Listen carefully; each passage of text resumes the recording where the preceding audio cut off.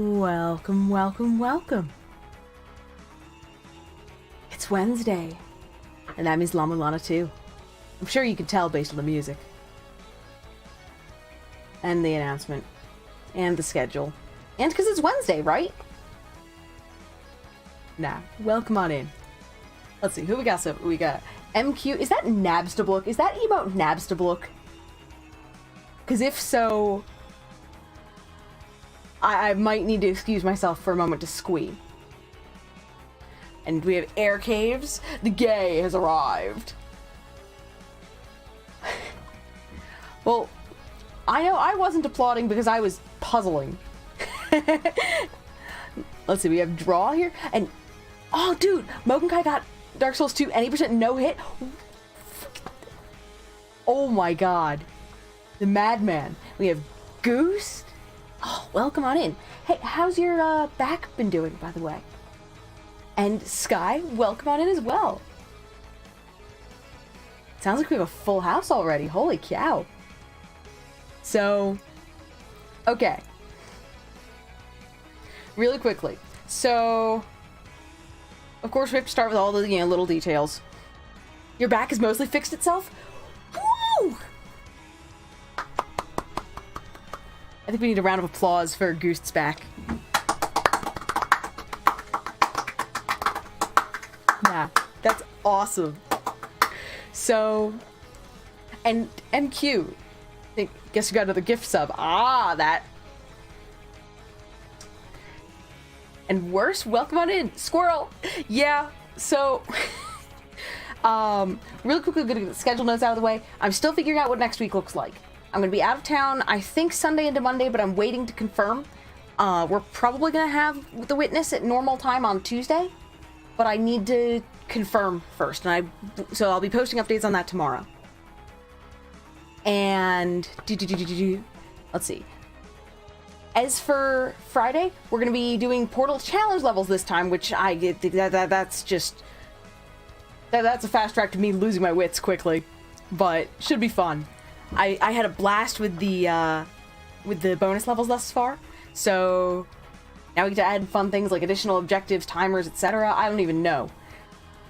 And let me think. And following that, we're going to be continuing Cave Story. Turns out I was more tired than I thought last week, so we only got like an hour and a half into it, I think. But I am definitely ready to go back and visit Santa, set things on fire, save the kid, all that stuff. Birthday D&D session? Yo. And yeah, I imagine it's incredibly nice to be able to move around without constantly feeling your back. The mic's doing the thing again?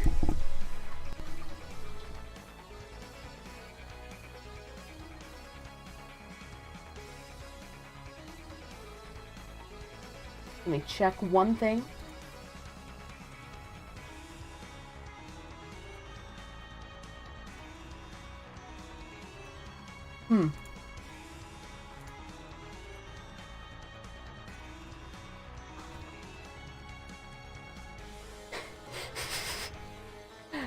It's staged. Yeah, I know you wish you didn't have to work on your birthday. So it's doing micro cuts.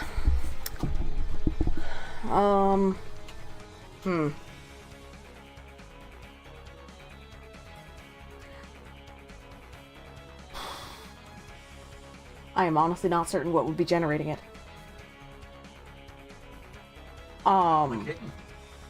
It might well be the kittens.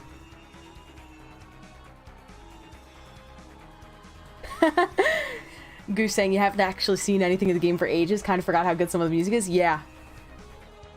No, some of the music is fantastic. Ancient Chaos is probably one of my favorites. Icefire is solid, but like one of the things that I know we've talked about some with the music in this is it doesn't have the same, like, there's a lot of really good music, but it doesn't have the same stickiness that a lot of the la-mulana 1 music has. Like, sure, it can get stuck in your head, but in terms of the stuff that just really sticks with you, you think of the tunes that they really stay with you about a game, and there's just not as many with la-mulana 2, at least for me. So, Doing focused back exercise. Doing a lot of good back and core stability stuff is absolutely fantastic. I should really get to doing that myself. So, let me think really quickly. There's a couple of things on the agenda today, and I actually got distracted while making my list today, but I got distracted because of an idea for a solution for something. So, also, one thing, just so you guys know, that I did off stream is while I was warming up today, I warmed up slightly. I did an item fairy farming run so that I could pick up an additional piece of software. So, let me just save this as the correct format.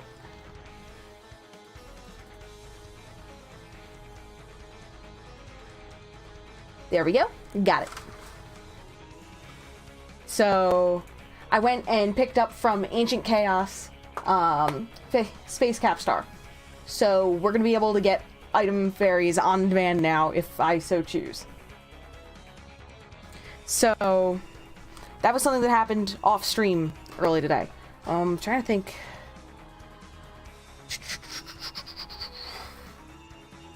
Words. So,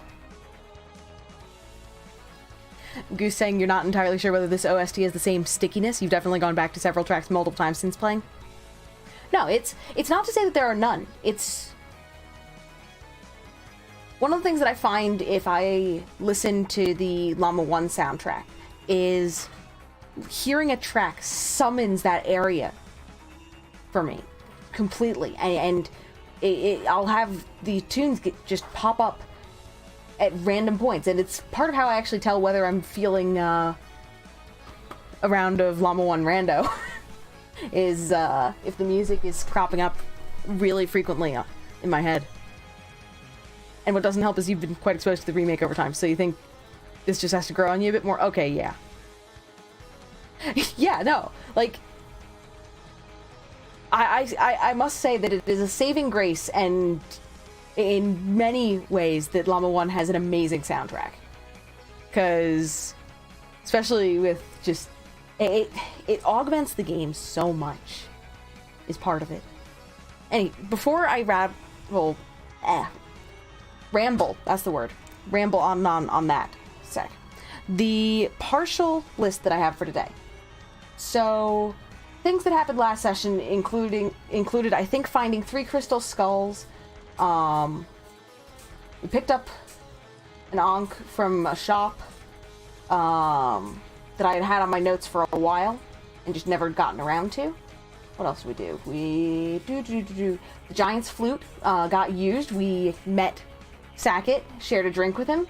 I figured out how to craft damage Fenrir, by the way, which I know is implied in the fact that I had a drink with Sackett, but so we got some more dissonance. Trying to think of major things. Where we ended the session, though, was I ran around and figured out how to seal Ratatoskr. So now we can fight Hraesvelgr, hence the jokes about Squirrel Wars. There's also a funny story from my family for later, but just someone remind me about my cousin and squirrels. But later on. So Squirrel, with an exclamation point, is on my list. I also have Dark Star Lord's Mausoleum stuff, because I'm still working on figuring that out. But I had an idea for that at the start, during pre-roll, which is part of why I wasn't in chat for pre-roll, was because I was actually going through and had an idea regarding the footprints and whether that might give me the information that I need, because the hang-up that I have at the moment is I need to chant words of fealty to the Dark Lord. So I have an idea for that, though. We'll be getting into that in a little bit, though. And doors, the Scooby-Doo door antics, because every time I go through the doors in the underworld, I start thinking of the like classic sort of Scooby-Doo-esque routine of you have a hallway full of doors that people are just popping in and out of in no particular sensible way. I have a note about the Master Skull, and I think that's about when I got distracted. There was something else that I wanted to put on the list, but I don't quite recall what it was at the moment. So what exactly is this dissonance that I need to collect? Question coming from Draw. So dissonance basically is, in eg-lana, it's basically the timeout corner for a whole bunch of the mother's children from different generations. Yeah, if you can't get along, you go in timeout. And it's kind of segregated over here. And then the mother dies and all that jazz, and everything's really screwy, which is part of why eg-lana is having issues. But the conflicts in each of the groups of children are associated with this dissonance. You can think of it as sort of the essence of conflict, or, you know, or basically it's a magic gas that says, hey, conflict.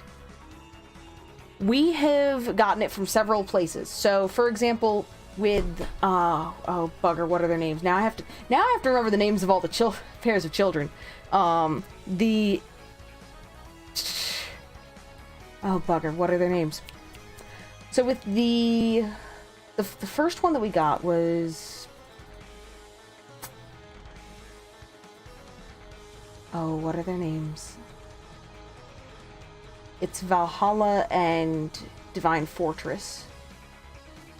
The Aesir and the Vanir. So their whole conflict had to deal with Vritra. When we beat Vritra, we released the essence and got it.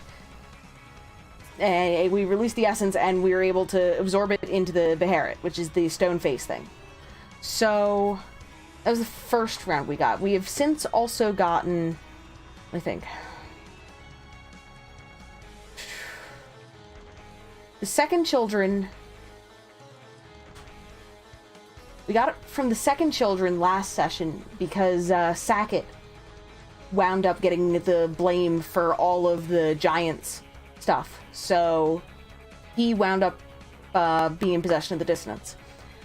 In the case of the Olympians and the Gygas? I think so. It's the Olympians and the Gygas, I think. In their case, it was embodied by Typhon, the machine, or it was kept in Typhon, the machine, the computer. Trying to think.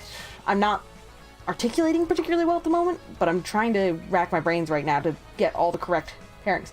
The Aeneid and the Amarna, which are the Egyptian god sort of pair. Ra was the one that embodied that. So when we defeated Aten Ra, we got it.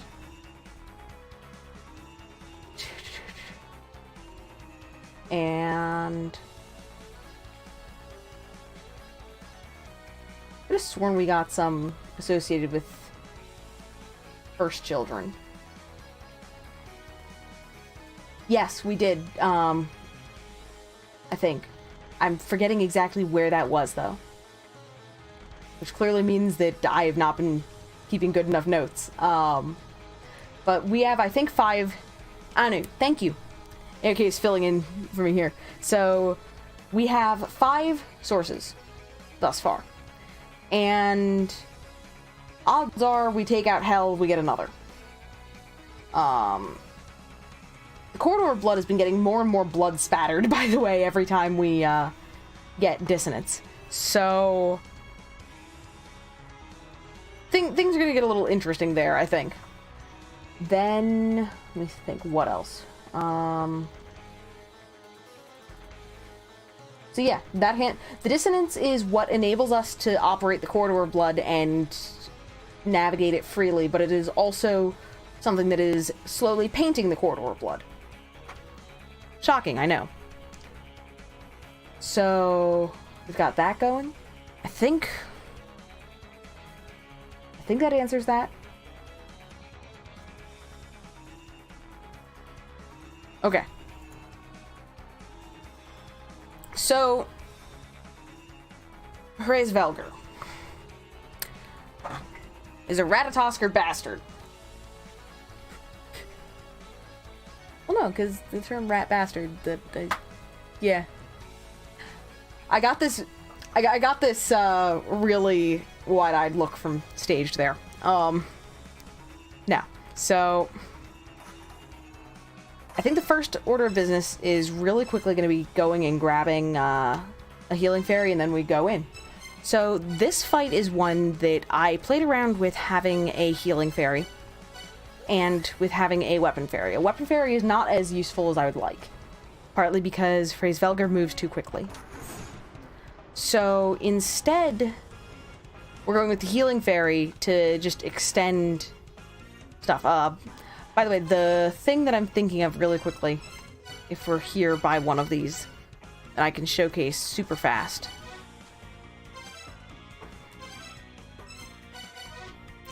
So, if we take a look at the Dark Star Lord's footprints here, there's the number mark, in this case 3, which is on there in silver. But there's also 3 other marks. Those 3 marks show up on all of the Dark Star Lord's footprints. So, when trying to come up with words of fealty, we're going to obviously wind up with some sort of mantra combination, right? So my thought with it was, and what I was doing during pre-roll, was taking a look at all of my screenshots of the Dark Star Lord's footprints and what words are at each of those locations for all of them. Because basically later on we're probably going to be using those to systematically generate a couple of guesses for, like good guesses, don't get me wrong, but to basically say these words crop up throughout the footprints as being marked, so we're going to combine these and chant them.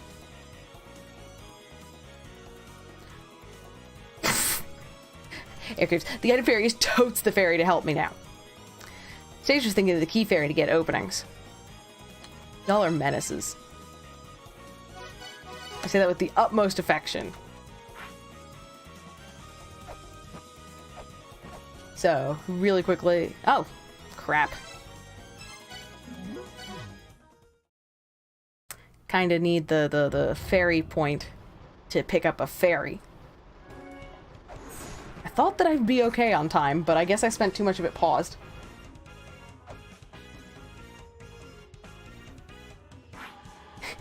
Anyone who's surprised, please don't raise your hand. No, nobody's surprised. So now we're gonna head over to Valhalla again. Using that to drop into the underworld. Well, Eternal Prison, underworld. Potatoes, potatoes. Come on. Why are my inputs dropping?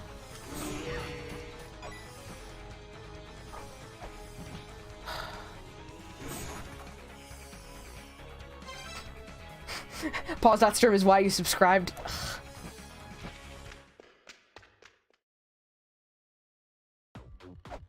So I have not done a combat-oriented warm-up. I will note. We're also going to switch over to the more combat-y stuff. So...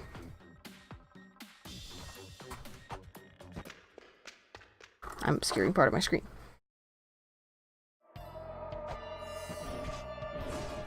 So... I'm using the axe partly because the green lines that come across seem to be an opening. Let me just see what I... Okay. So I can easily switch to katana. So... what I determined last week is that this is a fight that I should be able to do, like, without getting super cheesy. Oh!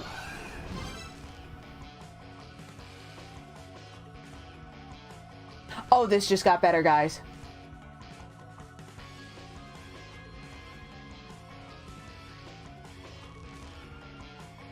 This just got better. So, the reason I say it just got better is because, I kind of accidentally obliterated one of the green balls that turned into the zappy lines. Which means that that becomes an even better opening.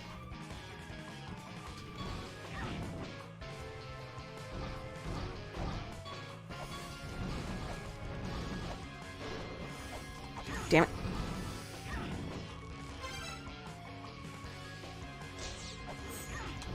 Okay, so no, we're sticking with axe. I think.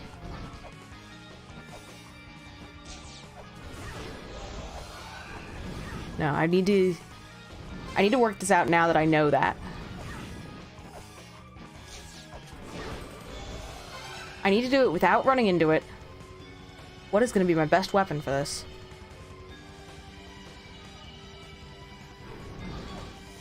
I don't know.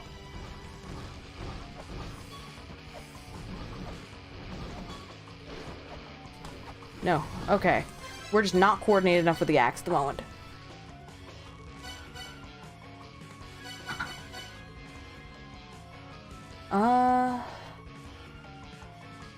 I have to think partly based on what things are adjacent to so that I can actually do swaps.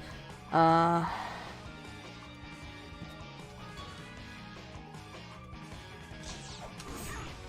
see, I need to do that without running into it. Oh great, the healing fairy's gone already. This is... Yeah, that's... I need to not do that. How are we...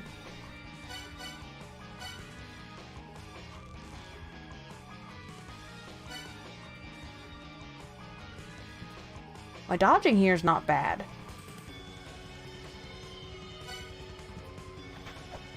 Wonder how many hits it takes. Nope. Come on.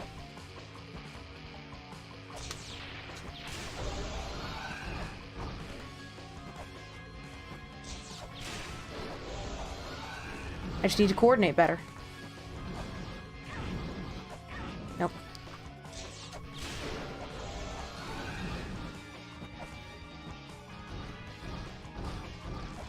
This is a learning iteration.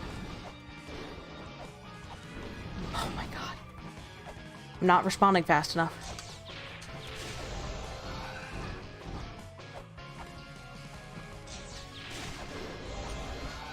See, that was a hit. Well, he hit me too, but, you know, that's not what I was trying to highlight. Just didn't coordinate well enough.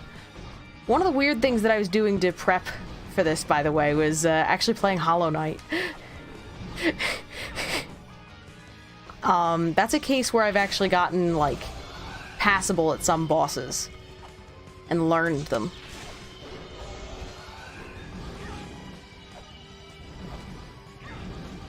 Oh, that was stupid. Okay, so...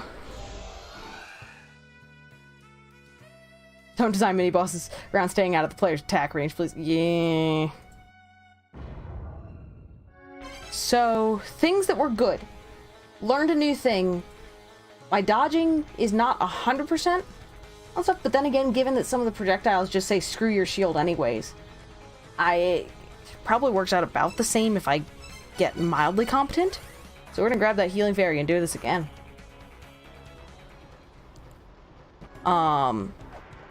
The reason I'm going with the axe is partly because of the vertical range on it. I know it's not necessarily the ideal option, but in terms of stuff that I can competently hit with, in theory.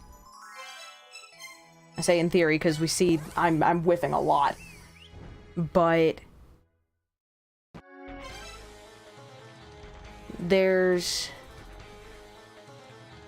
I need to get better at hitting when I intend to, capitalizing on openings, and avoiding damage. I can string together some combination of those. You presume the attacks ignoring the shield is an actual bug because they just move too many pixels per frame compared to their size? I don't know. But given that, I don't feel bad about using the flare gun to help clear the space above me so that I can initiate a jump and... So I can initiate a jump and then be able to theoretically axe.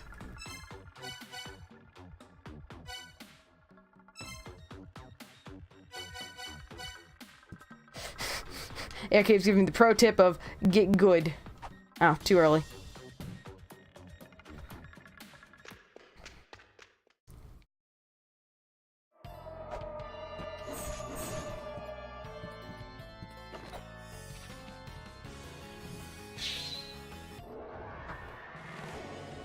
Okay, dude.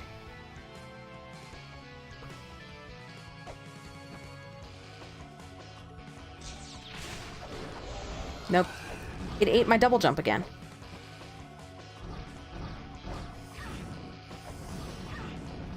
No. Ideally, one should not be body checking the mini boss. But...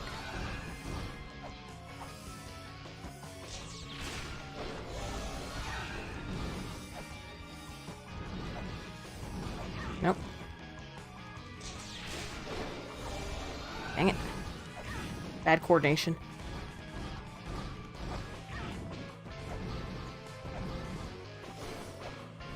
Nope.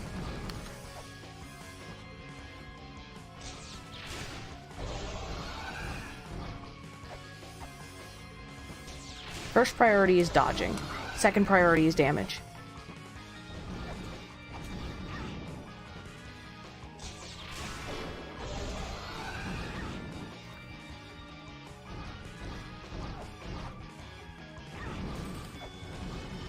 Nope. That's just me being bad.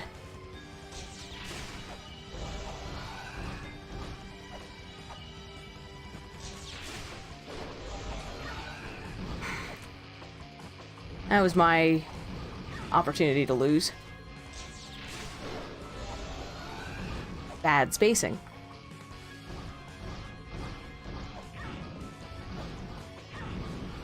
No.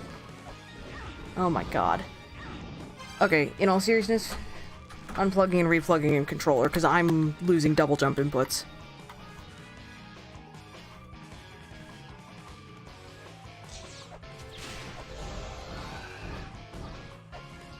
And it's pretty much just the double jump inputs. Oh my god.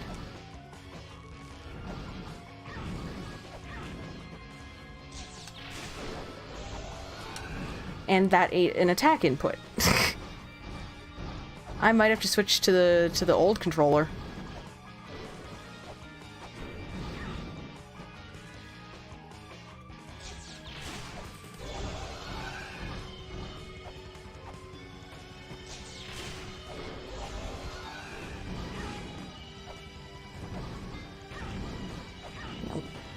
Okay. Yeah, I was losing inputs. There were at least 4 dropped inputs that fight.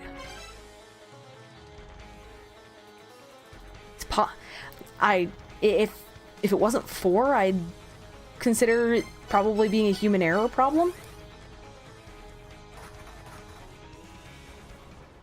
Or at least strictly a human error problem.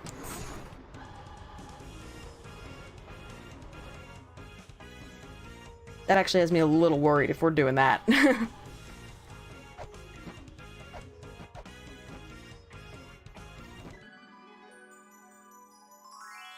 Like, I have my scrubbish moments enough. I really don't need help missing my attacks.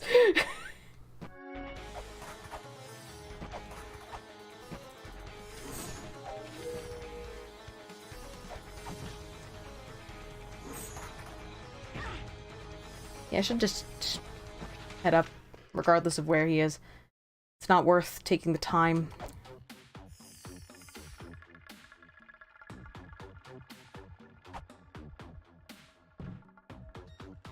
Was that animate giant corn? Yes, it was, Dinsdale. Welcome on in. Controllers really shouldn't be that unreliable. I know for a fact that I delivered the inputs.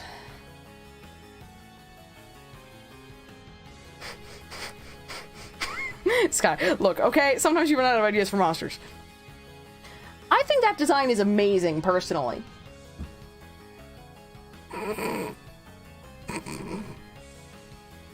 So just pick whatever you can go for. Yep.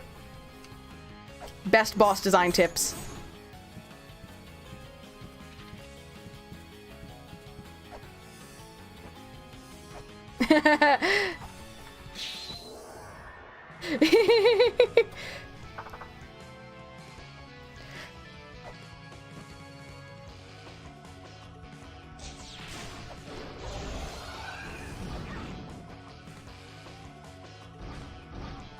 Yeah, getting hit by that.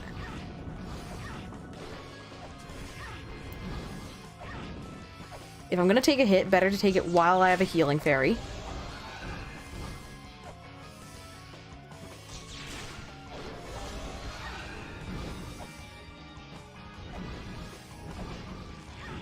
Almost. Dang it. That was my coordination problem.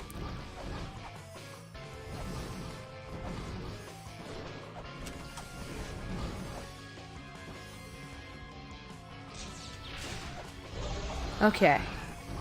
Yeah, the flare strats are really nice here. I was out of range. Nope. Dang it.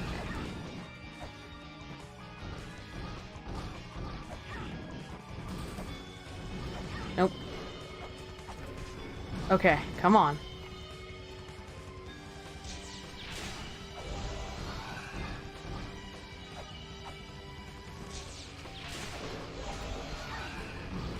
No, as for why I was playing Hollow Knight to prep for this the boss styles of a bunch of the bosses that I have actually learned in Hollow Knight more closely resemble this guy, in at least certain regards. Or at least how you can treat this guy.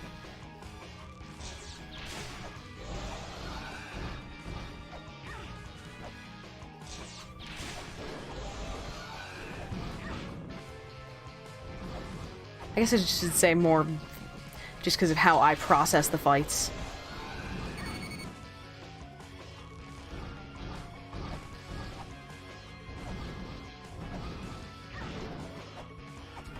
Oh, so close to getting a hit in. Nope. I walked off an edge.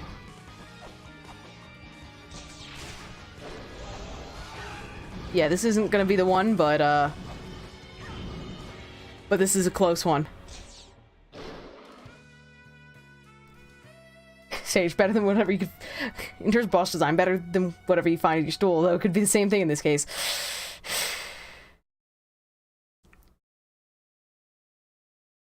Yeah, this was close, but... It didn't feel quite right, but it was close. That's the kind of thing where one or two fewer mistakes and... could readily have had it. That said, discovering that I can destroy the green orbs probably accelerated this by at least a dozen attempts. Given the complete strategy change that just happened because of it. Because before we were rocking the Angel Shield and using that to eat a lot of the projectiles, but given that there's a bunch that don't get blocked anyways, I mean, at that point you might as well just focus on capitalizing on the openings. Come on. Through the door.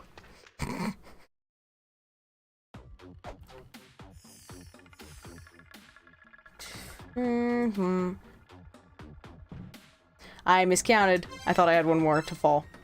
Switch over the stuff. Technical terms out the wazoo. Okay.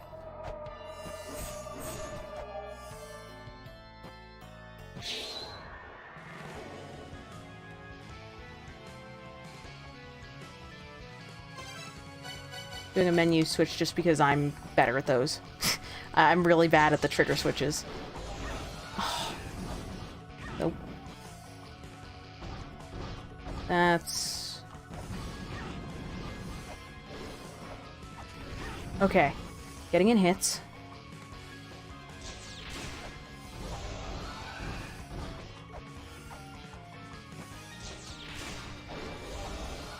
Oh my god.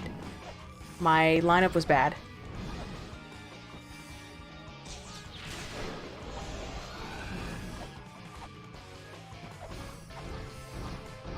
Nope. That was a bad sequence. Come on. Oop.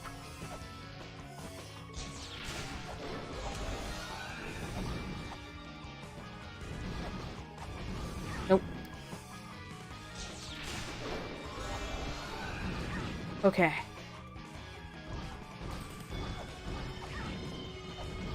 No, that's bad. Okay. Stop taking bad hits. Stop jumping into them. Kitty, quit face tanking.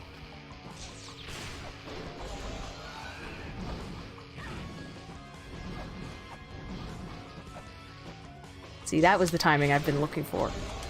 Dang it.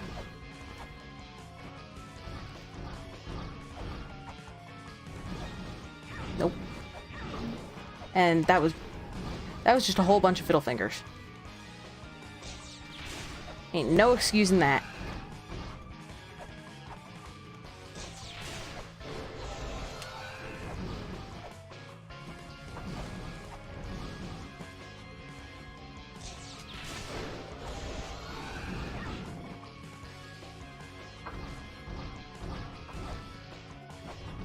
Nope. Got him! Hey guys.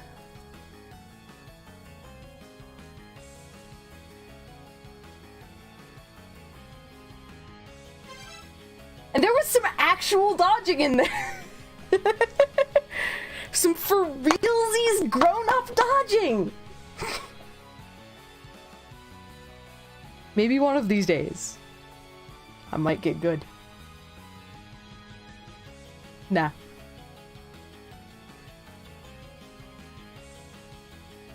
Yeah, rodent exterminated. Which means that, by the way, we can officially say that the Squirrel War went better than the Emu War. Are you guys familiar with the Emu War, by the way? Because if you're not, it is one of it is an incredibly silly thing that is fantastic and you should be aware of. I'm not even joking. Because of basically an emu population problem and it causing a lot of disruption for farmers in Australia, the government of Australia waged a war on emus at one point. And it went really badly. Like, the emus got really good at outsmarting them and just all sorts of stuff, and yeah. Dinsdale, behold the kitty! See her dodge! Well, more than before. That is explicitly why I was playing Hollow Knight earlier on the Switch, because I've been doing a second full playthrough on that, and one of the things that I recognized is after I played Hollow Knight, I got a lot better at a lot of dodging and pattern reading in bosses. So there's a few bosses in particular that I actually did the other night, and I was so stoked because I actually first tried them with a weaker nail than I had previously ever used, and so lower damage output, and it just was a lot better at dodging. And part of it is because I had taken the time to learn some of the bosses, and part of it was just because I was getting better at actively reading patterns. Dang it. Thank you so much, Dinsdale. So now properly we have behold the kitty, see her dodge, more than before. Supporting charity. While waging war on emus may seem silly, a flock of emus would be horrifying worse. I mean, fair. No, it's fantastic though. So words and things and stuff. So yeah, the Emu War is one of those spectacular failures, and it's really bad with the birds are outsmarting humans at that point. And they talked about, some of the records talk about how the emu's behavior changed over the course of this several day span. Instead of moving about in larger herds or flocks, they started moving around in smaller groups and completely shifting their behavior so that you couldn't just sit there with a machine gun and mow them down. Also, it turns out it's really hard to take out an emu. Sky, knowing what Canada geese are like, you can only imagine what a huge bird like an emu could do. Okay. Canada geese are just poop factories. But the funny thing is, at least in the US, Canada geese are protected as migratory waterfowl under...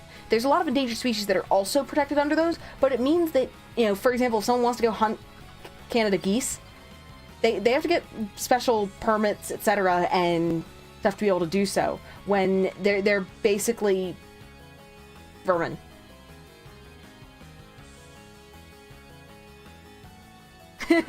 Staged. One of the reasons you love la-mulana is the preponderance of geese. That means there's a lot of onks. Onk. Onk. Onk. Onk.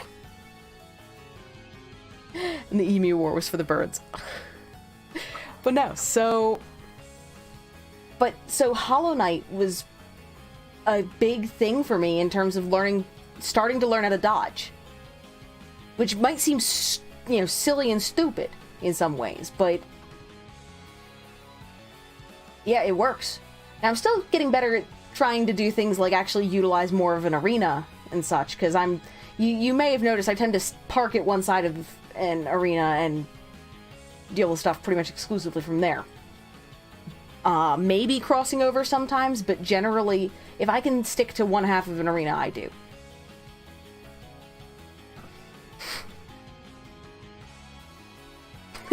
Worse, playing one hit KO, anything does wonders for that. I mean, fair. But I don't know that...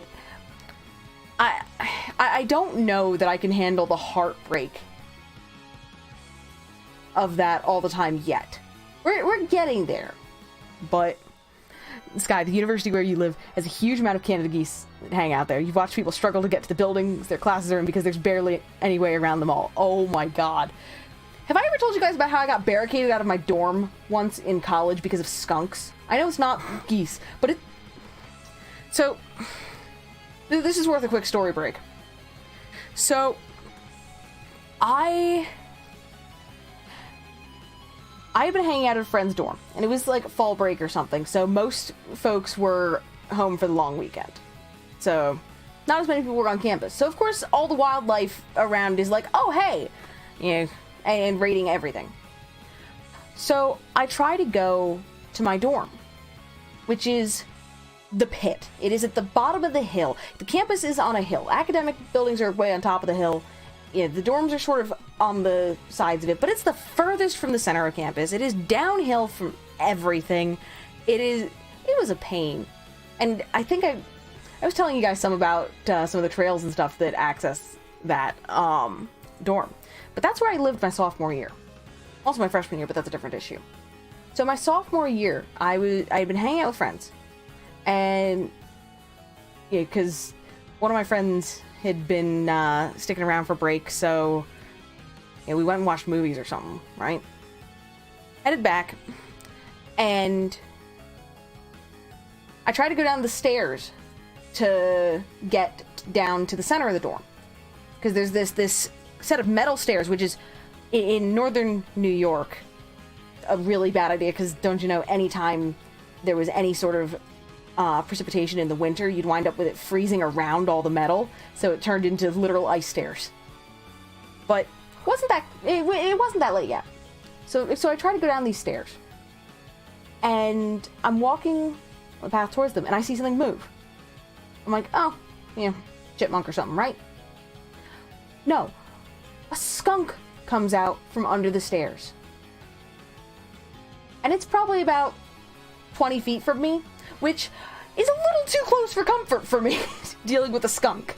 Just in the category of things that I would never want to have to deal with in a million years. Like, you could pay me $1 million and I still would say, get sprayed by a skunk and have to deal with cleanup in a dorm setting versus $1 million. No, I would not take $1 million for that. Just in the category of unfun things to do, that is kind of, you know, at the top of the list for the moment.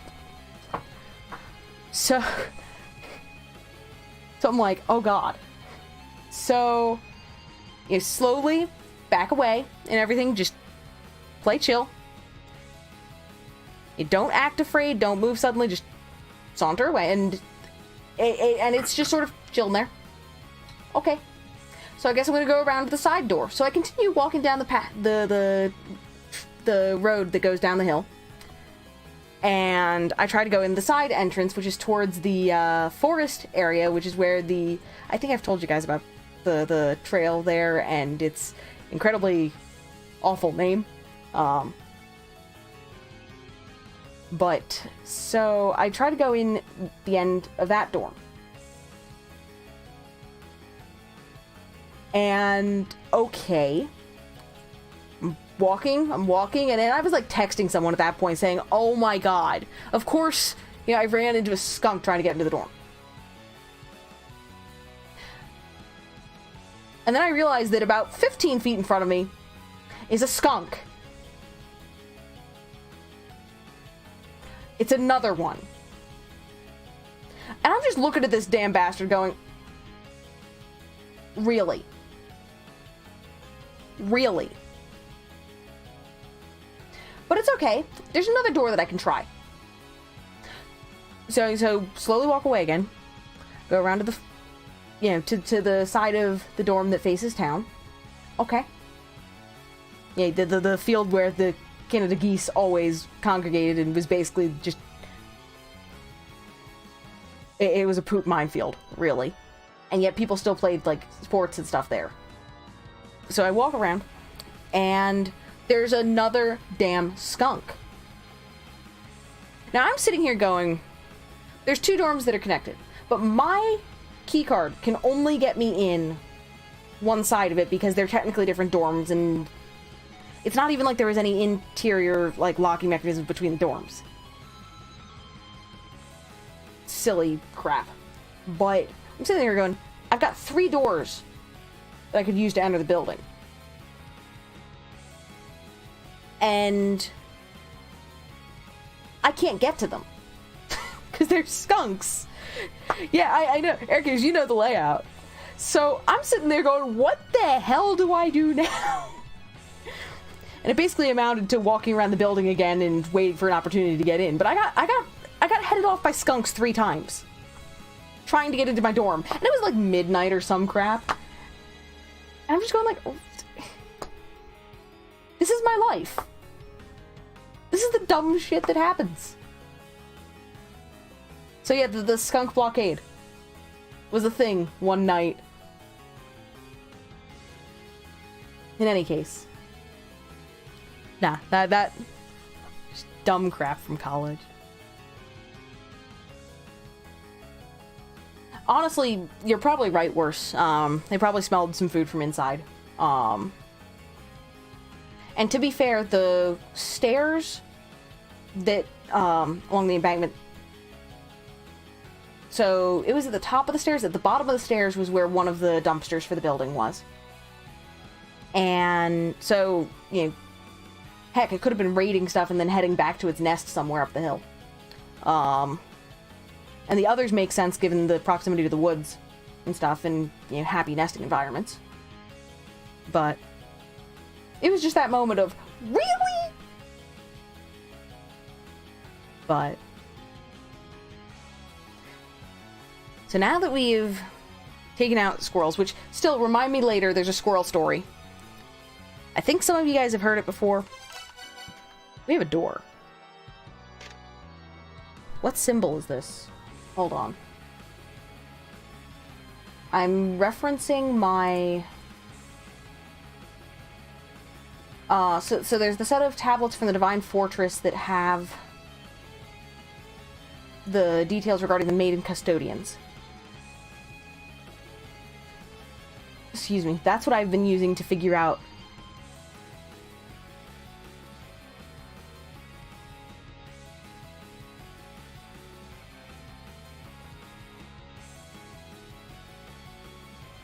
golden wings.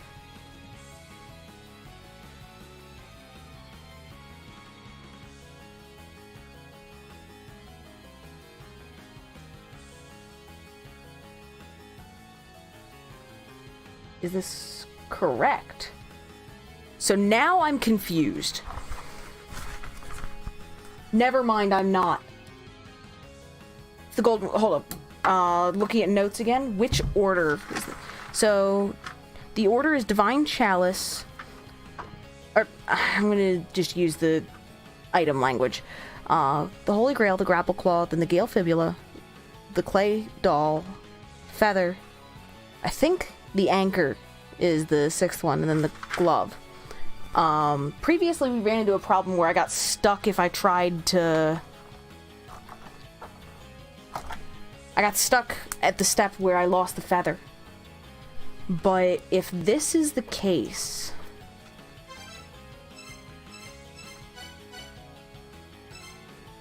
then... Oops, sorry. Didn't mean to poke the mic with my pen. So if this... does this solve the problem? If this is the door that we exit to, this solves it.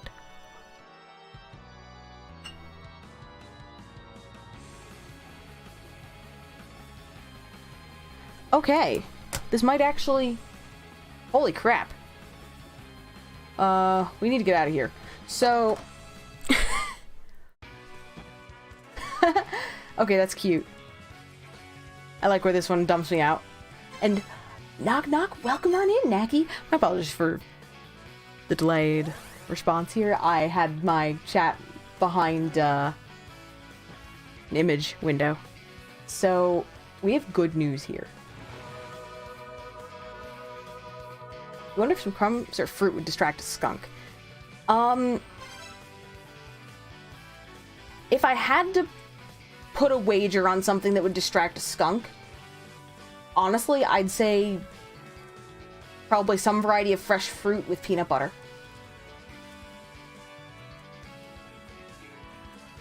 Peanut butter also works great, by the way, for baiting mouse traps. Like, bonus points if you've, like, baked with peanut butter, so that they're like, oh my god, we need this. And then you put peanut butter on a trap. Aw, and welcome on in. Give me a hug. I send a hug in return. I'm quietly eating a muffin. Muffin sounds really good right now. Now, how have you been? Naki, a gun would really distract a skunk. I mean, strictly speaking, yes, but I think the point is to not stress it out.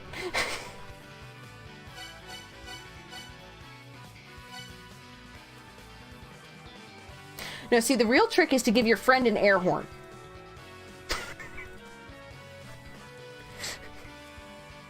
Because skunks actually have limited ammo. So if they spray your friend, then they probably can't spray you. It's right up there with the strategy for outrunning a bear. You don't have to outrun the bear. You just have to outrun your friend. You have friends for very long. So I still have the 1 point save. So we're gonna try this. Actually, drop a hard save first. I'm still on hard save rotation watch. That's as we recall from last week, I was basically told just rotate hard saves. That's basically the big thing, is just rotate hard saves.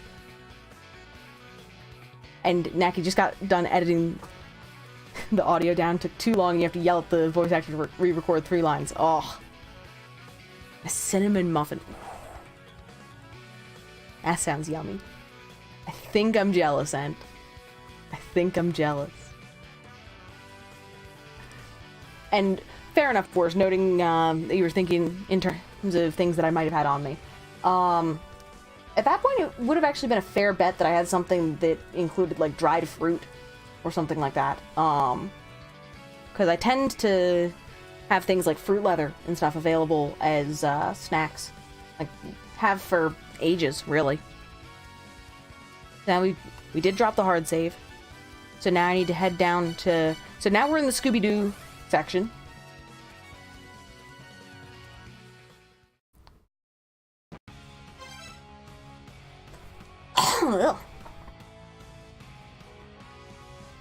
That was...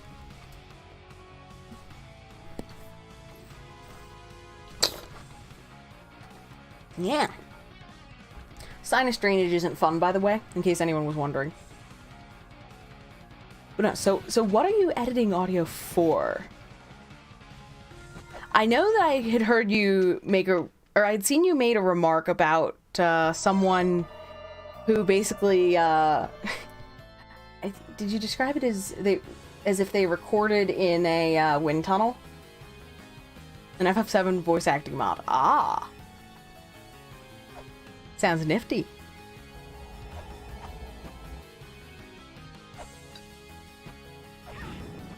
Oh my god. Iframes.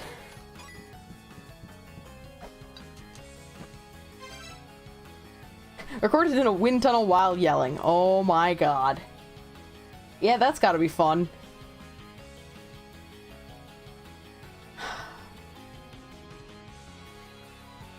So...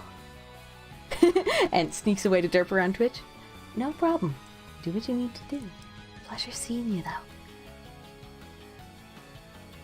The 3 noise reduction filters and a low pass filter to get the voice smooth. That sounds like a lot of recording. That game must have a good novel or 3 of dialogue. I think we need to clarify. We're not talking like, you know, the short little novels. We're talking like tomes, like late entries in the Wheel of Time series tomes of dialogue, probably. I haven't even played it, and I know that much. So, heading in, So now, this is the door where we lose... I don't have enough of my references pulled up. We're gonna need a bigger desk. So the next thing I'm gonna lose is the grapple claw, which is why we entered this area, because we have to make sure that we get into this before we lose the grapple claw. Excuse me. So now, the next thing that we lose is the fibula. So that door to the right is where we used to come out with the feathered stuff. I'm really hoping that we come out the one that we unlocked by defeating Raisvelger. Gemini, getting closer and closer to the chance for a soft lock introduced in 1.4. What's the policy on that? The policy is rotate hard saves. And welcome on in, Gemini. Nah, I've been given the warning about that, and accordingly, we're going to be rotating hard saves. So, even if we get locked at that point, minimal progress is lost. So basically, it's to do what I usually do, just be a little more frequent about it. Okay, so the door to the right was the one that we previously would come out. Now we come down here. Yes, you wish you had stage skill when it comes to audio. I mean, fair. Whoa. Oh, hey. I'm a dingbat, guys. I've been just falling off the edge and just plunging into the lava pool. If I jump at the end and wind up in the tunnel that's on the far side of this, I can drop down more safely.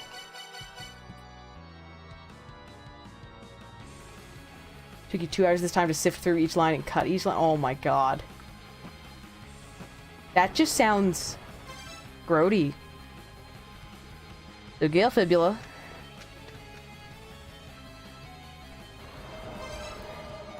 And then rustic clothing, which is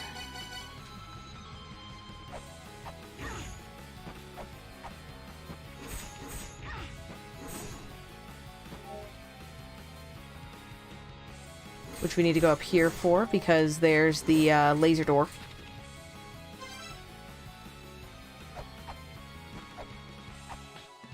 See? Laser door. Not to be confused with Trogdor.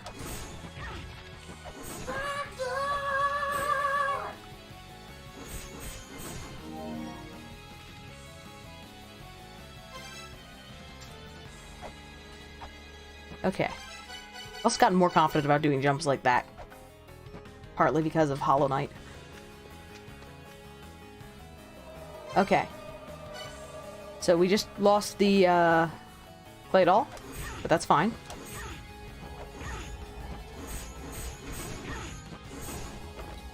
Let me finish killing things.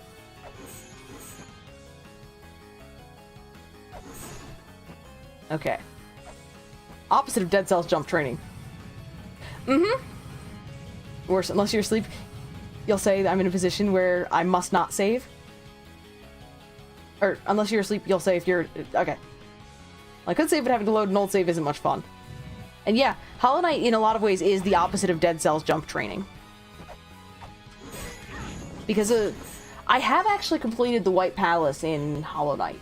Like, I know, kind of surprising given my platforming and how questionable it can be. But I have completed it. So it is a thing that can happen. I can do aerial maneuverability.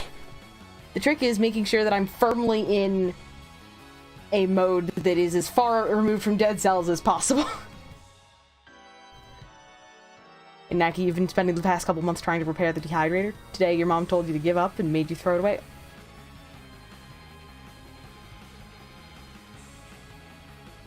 That's sad.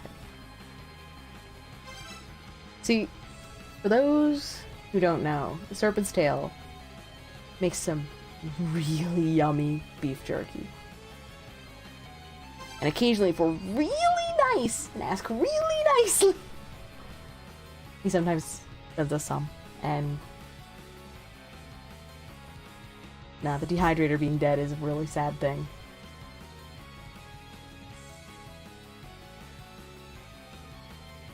And I know that good ones are not cheap.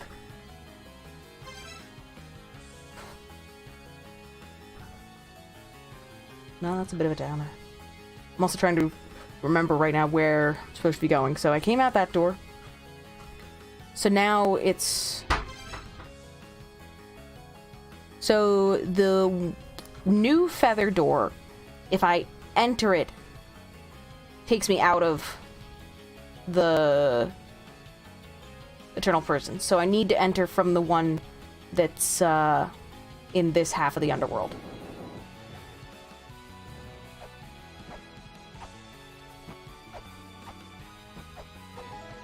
There we go.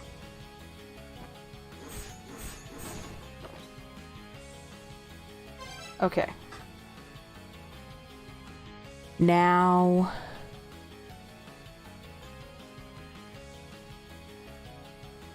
Rain? Yep, heading down. Oh, no! I walked off the edge. That is the peril of getting used to... Oh, God. Hollow Knight. Is, the freedom of maneuverability there is something that this game just doesn't do.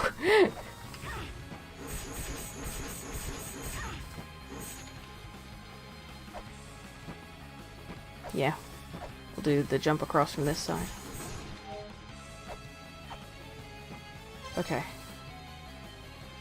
I just took a bunch of damage like a chump. This is gonna suck. Wait. Fairy.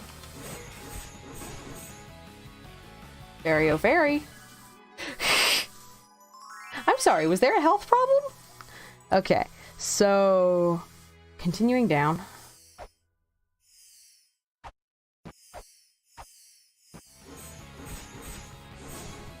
Just continuing to accrue XP orbs. So the door that I need is down this way. Yeah, taking hits.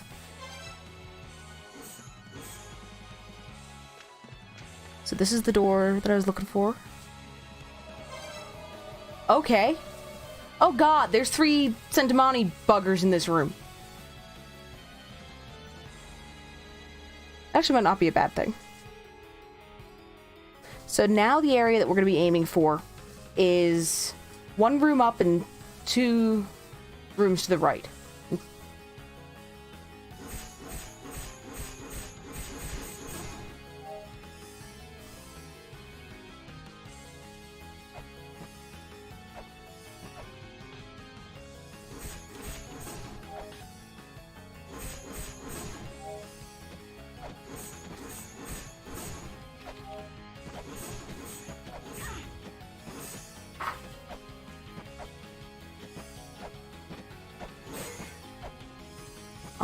It ate my double jump again. Right.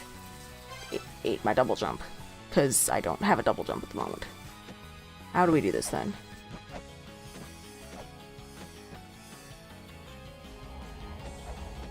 How do I get there from here?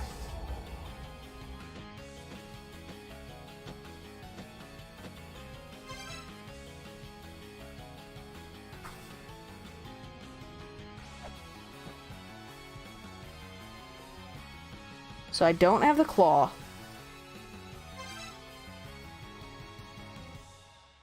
Also, I apologize for any noise that might be in the background. Staged is working on his dinner. Let me see. Yes, he has birthday steak. So I have no claw.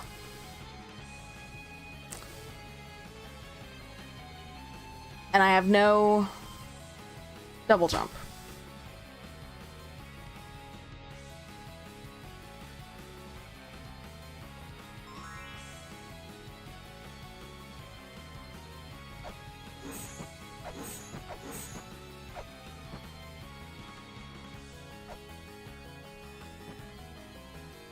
So, out of the frying pan and into the fire is basically where I wound up. It was his birthday the other day.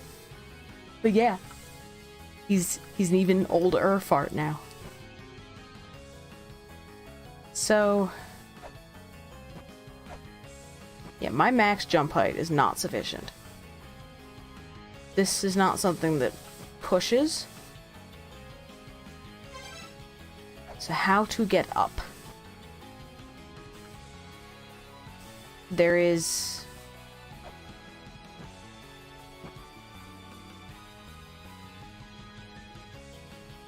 a point that I could jump to over there, hypothetically, but I don't think that there's a ladder that goes up that side.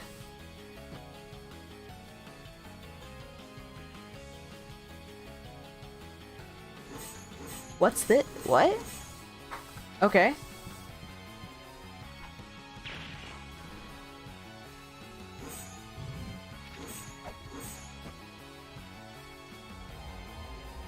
I have no idea what that does for me.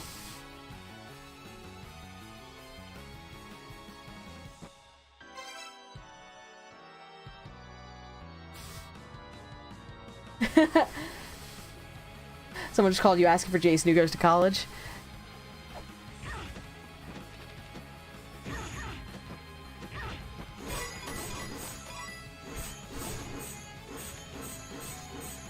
Don't suppose that blows up. Oh, whoops. I meant to do that.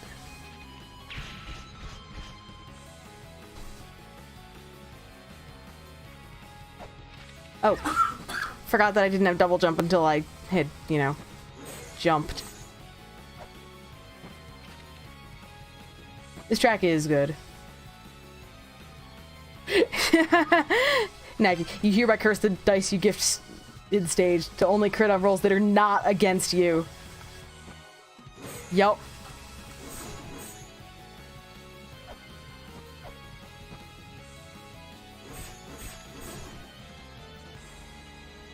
So we blew up a rock. A stone, rather.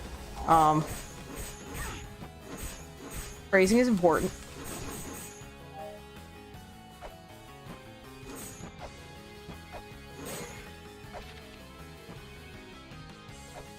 So I blew up a stone. I have no idea what that did.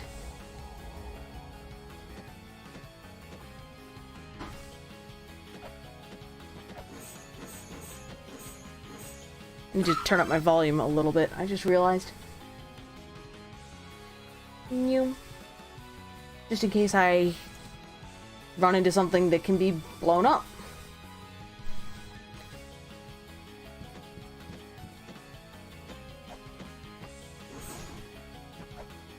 Can I push this way? And poor rock, what did it do to me? It sounded like it could go boom.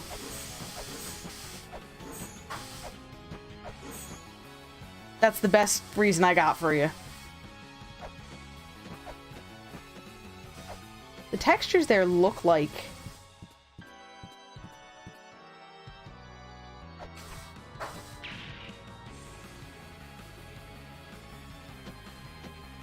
There should be something.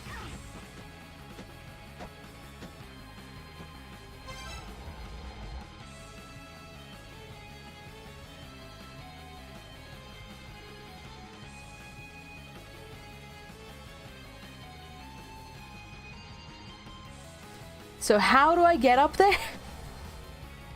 It's the whole New Jersey problem again. Can't get there from here.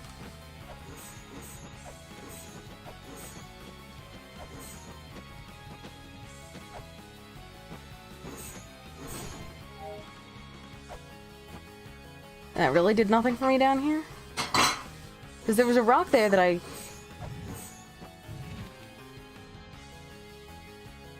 What?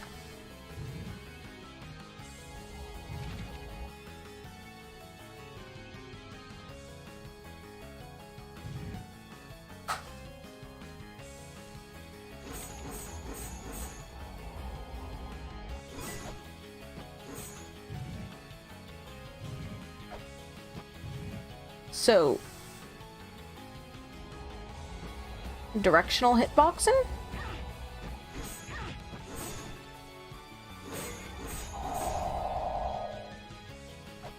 Oh god, forgot about the spikes.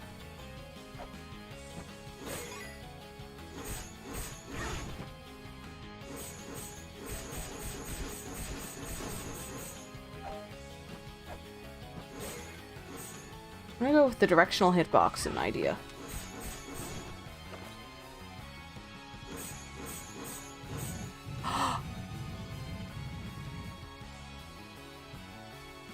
Nope.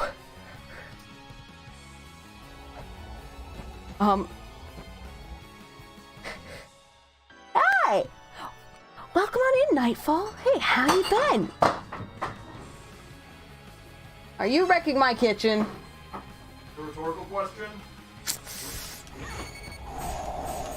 He's wrecking my kitchen.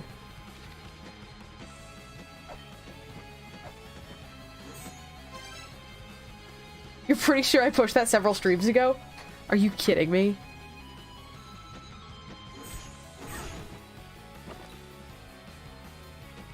So we're gonna get dead this attempt. Like...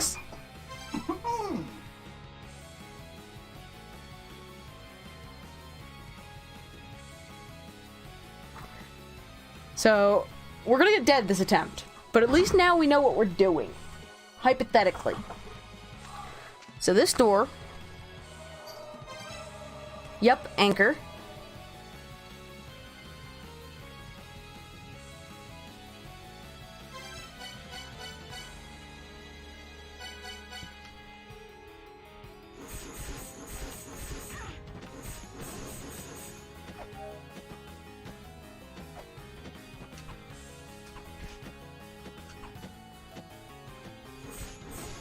I'm seeing if we can get not dead, though. Or if we can stay not dead. I'm doing very badly at it. Oop. But I'm trying.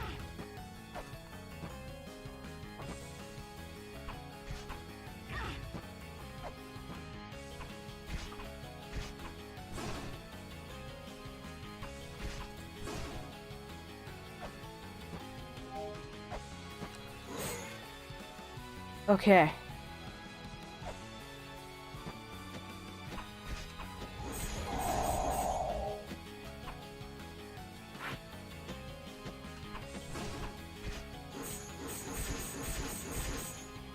Come on. Okay. So... Sfafa's Gate. I have one more thing that I have to lose. But I don't know where I have to go.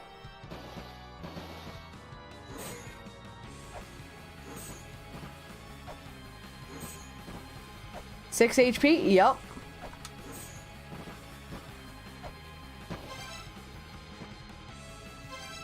There's combustible gas in here. Means I shouldn't go blow up random things. But this looks splody.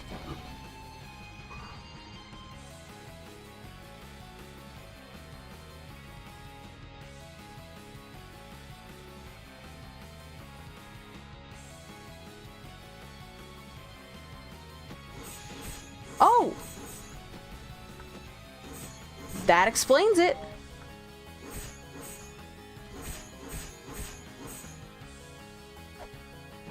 And here's my problem. I desperately need health.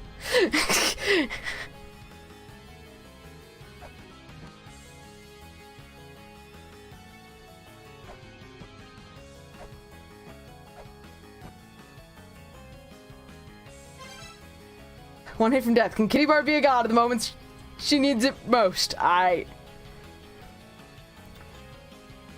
wouldn't bet money on it if I were you.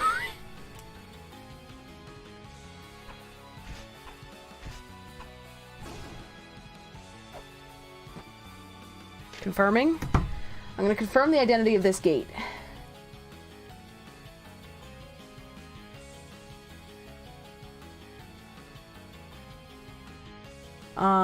So this should be...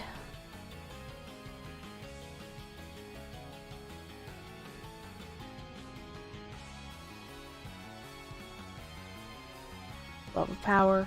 Yeah. This is the correct... The reason why I trusted in going here was because this room is Sfafa's gate. And Sfafa is the maiden custodian of the Glove of Power.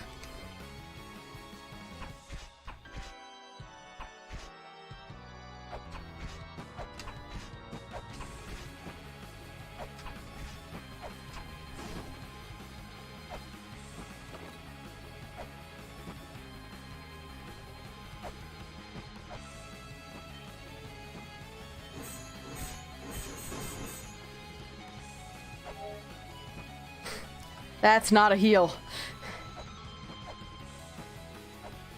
I mean, I knew it wasn't gonna be, but I figured... Let it be known that I tried.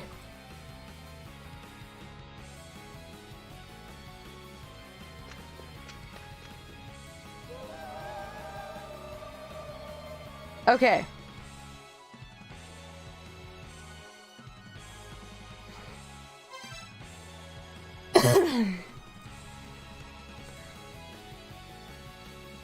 So, I'm gonna make a new save here. I'm not saving over. Just doing a new save here. Because holy crap, I need the health.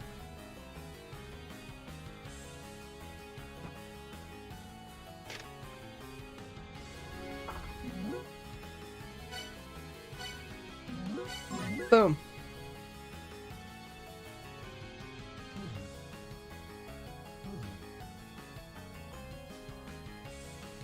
Okay. I'm not dead. But I need health.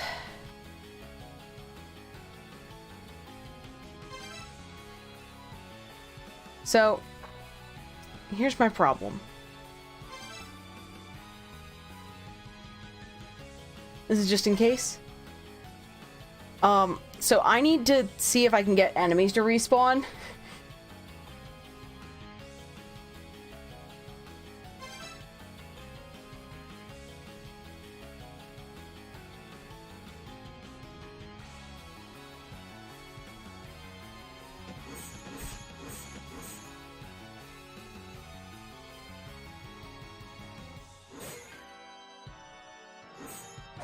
Oop. Well, there goes my revive.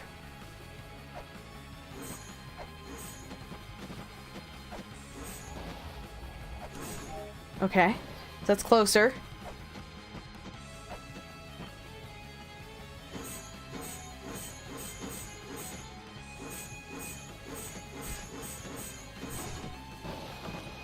That isn't it.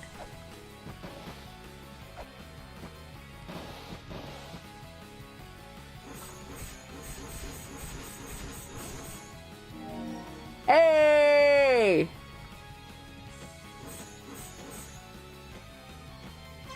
That's health.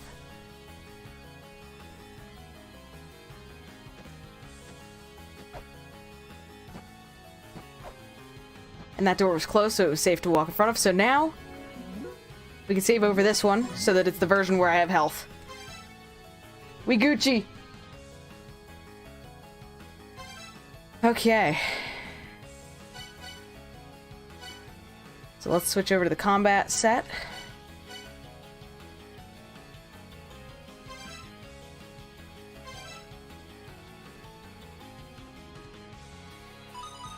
Oh, thank you so much. Soft lock or no soft lock? Place your bets, everyone. Oh my god.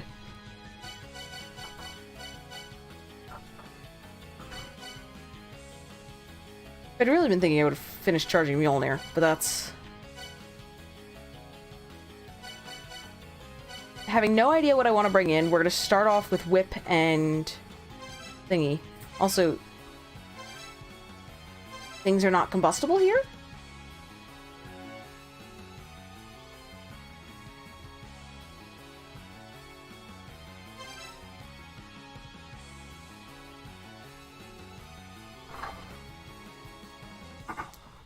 So she's moving. Hell. Water?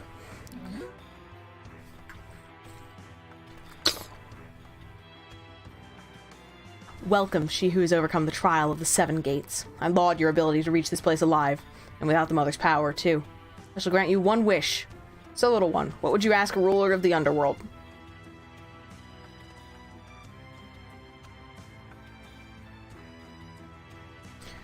Realistically, there's only one answer. I want to kick your ass. Oh, pathetic little one. Do you know what my death would bring, eg-lana? If you wish for the end, then I shall grant you an opportunity. What? I'm now soft-locked?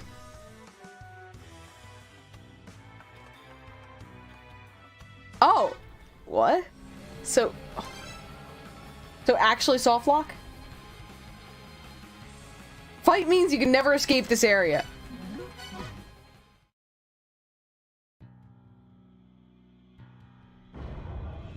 There used to be a gate out of this area.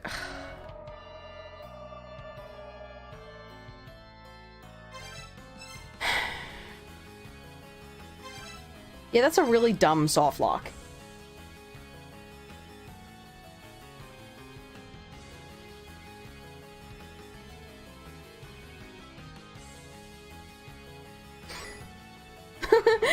And there's your 2 cents. For once, I went with the violent option immediately, and it and winning does not restore your grail. Presumably, so you'd have to fight Helm to see their 7 items, but they clearly didn't think it through. Oof. Excuse me. So, I wanted to check this place out. I see. Then your wish has already been fulfilled. The very act of a living being standing before me is a sin. You shall be punished. Whoa!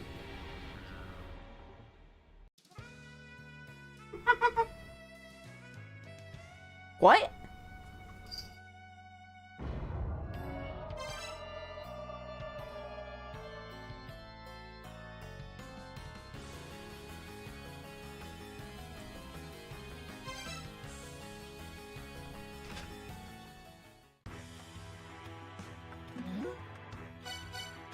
I'm leaving.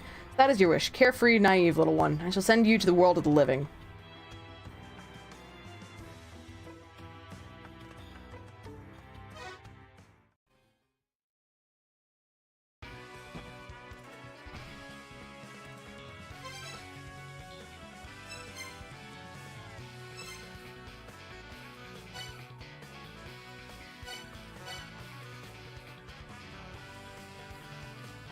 You can save again now. Soft lock averted. Okay.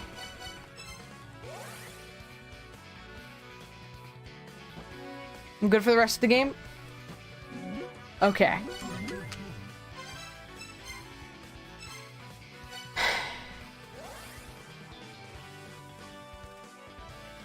Well, unless I lock my grail and go back there.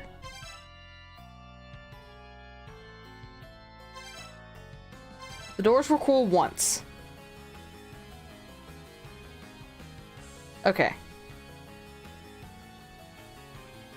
Think I'm good with this, so we're gonna...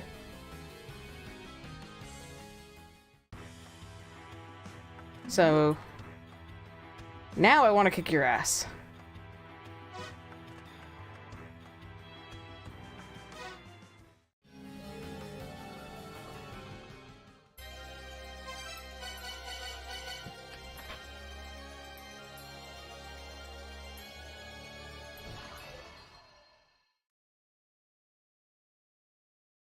This is such a cool effect.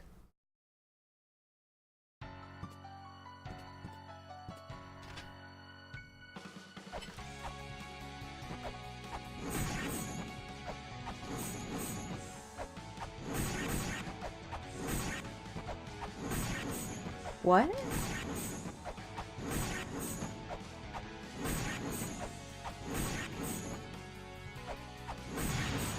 Okay.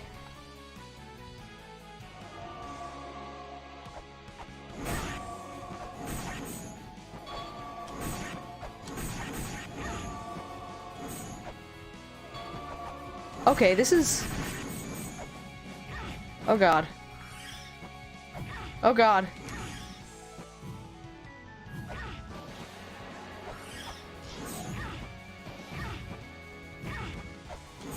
I have no idea what to even do here.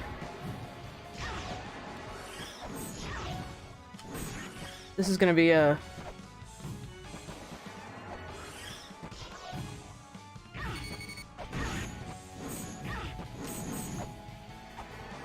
Okay, so note to self.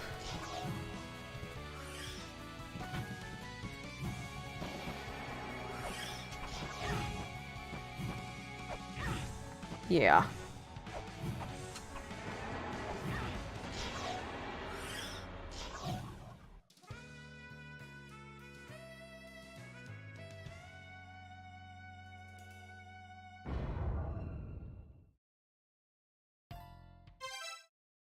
We're gonna give this a few iterations before I start trying to play around with fairies.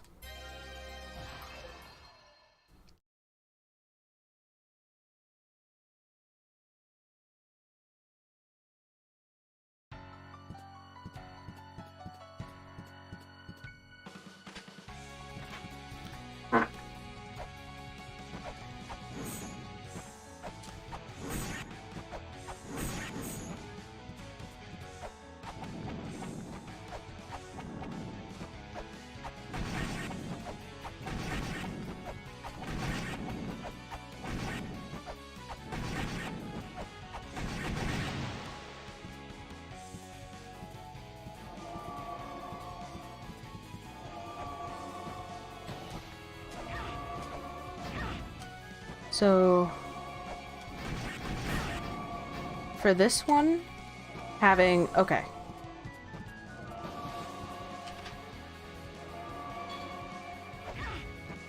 Okay, so that hurts.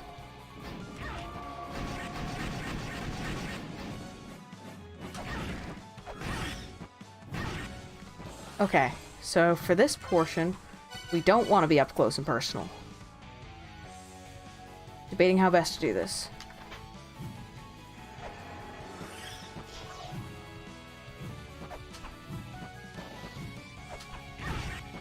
Bad hit.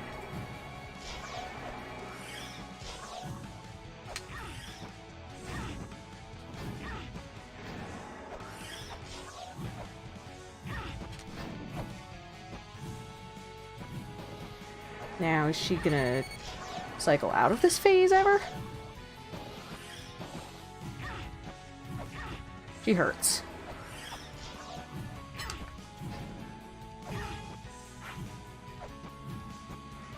And yeah, that's a crushed death. Okay. It's like you're slathering something under her face when you use the sword to attack.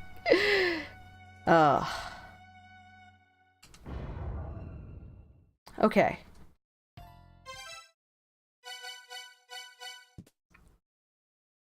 Say you should have back up with the old versions, you'd love to restore the door?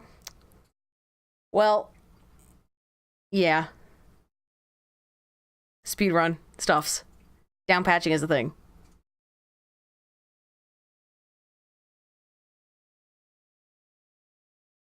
What you didn't write is that you can also get only the files that are different between the two versions by using a second manifest ID to get the delta against. Oh! So, I need to figure out what to do about the swooshy swooshy stabby stabby when she basically turns into Undyne. I need to figure out what to do about Undyne.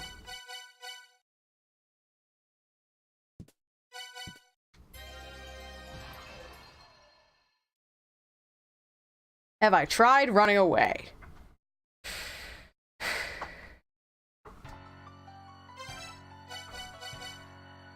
Okay. Come on.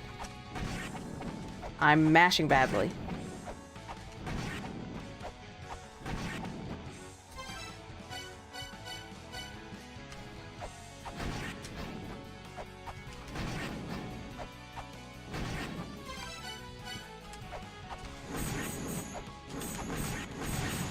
Yeah, that was bad.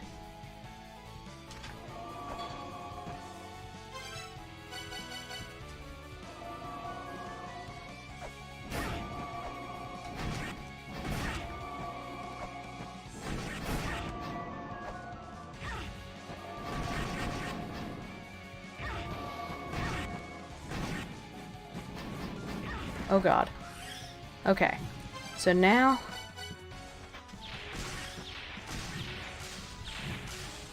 Come on. No.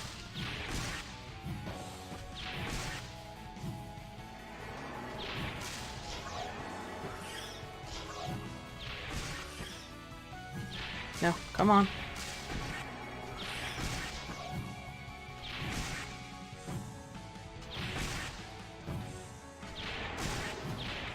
Yes, I know that this is painful.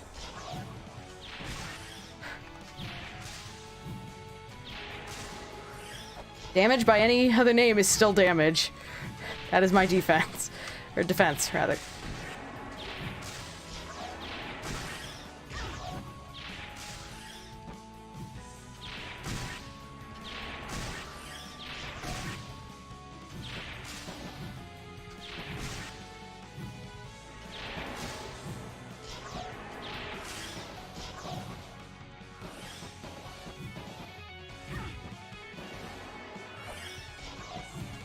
No.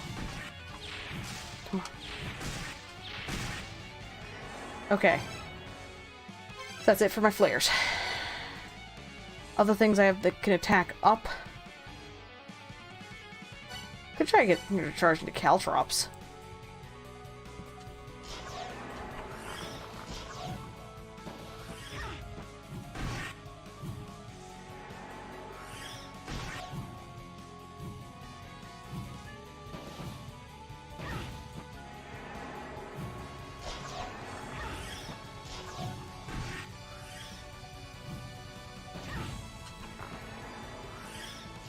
Nope. I'm in trouble. Oop.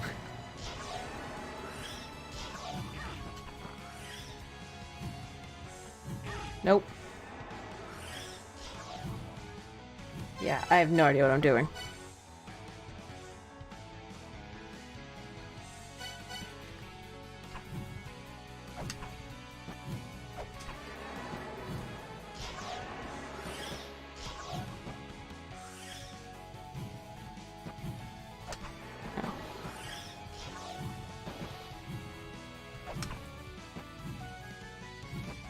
I don't know if I can work something out for that. I don't know how to deal with her with the main weapon. Okay. So attack fairy is one of the things that comes to mind, especially if I'm getting that far through her health. Other things that come to mind include... Oh, bugger, I need to figure out where to buy flares. Welcome on in, Zelna. The caltrop strat is very creative. I'm trying to think of how to safely deal damage there, because if I try to close to melee range, I'm hemorrhaging health.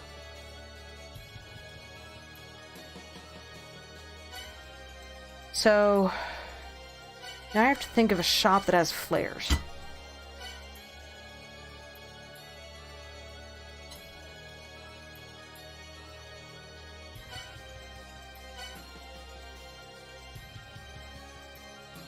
Well, there's an easy shop to check here, at least.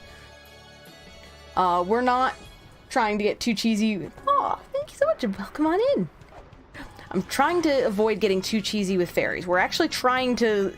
Like, I know I'm still resorting to sub-weapon spam. But I'm trying to at least... not have to resort to total fairy cheese.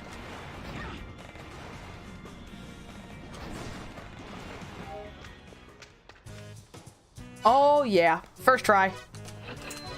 Oh, yeah. So, my max on that is 50. So that's still a fair chunk of health. So, I need to improve my mashing game in the first stage. When she's still sitting. Or figure out how to amplify my damage somehow.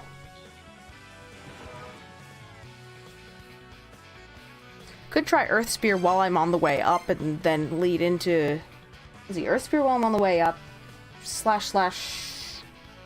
Earth Spear on the way down? With a double jump in there?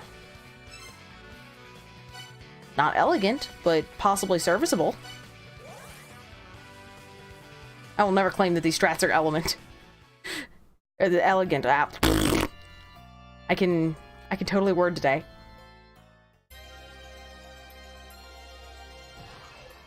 Nah, I am straight up pretty damn bad at mashing, I will acknowledge.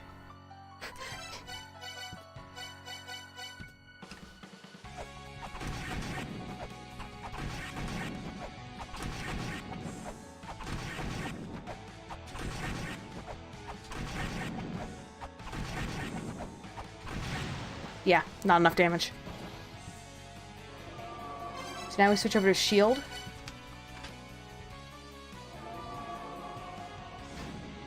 I'm just slightly out of range.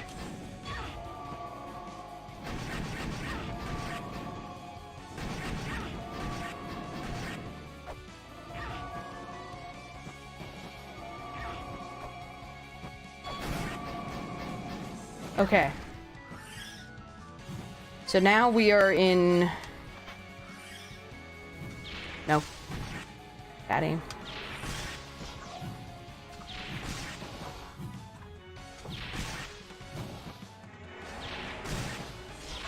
Nope.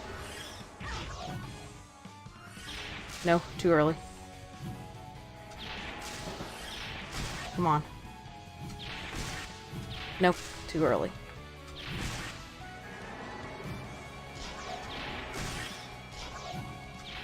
No. I'm getting ahead of myself. Patience.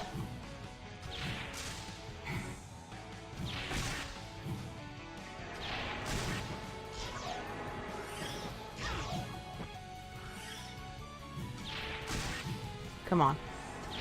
Let's...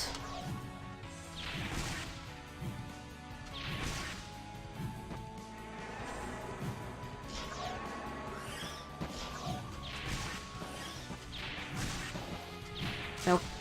Well, okay, got at least one hit off of that. Is Flare multi-hit?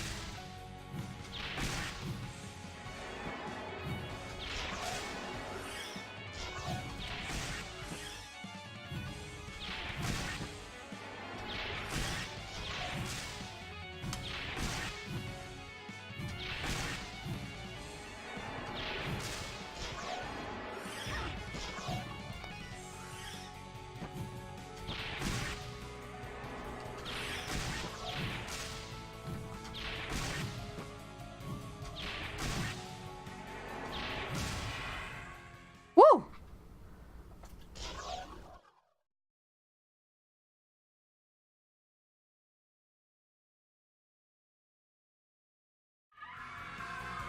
What? What? Oh god. Crazy lady. Oh god. I have... Come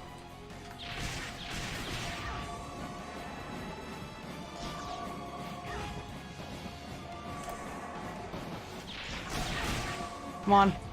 No! No!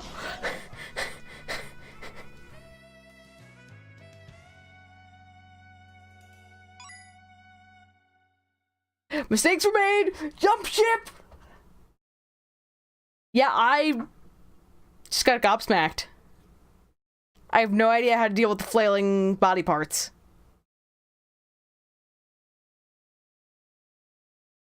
At least I didn't take my hands off the controller. True. So... that was without a fairy. I think we can do this without a fairy. It was amusing how quickly I lost my composure. Yeah. I was confused at first, because I'm like... I wasn't paying that much attention to the health bar. But I was like... There's still purple there. Like, what?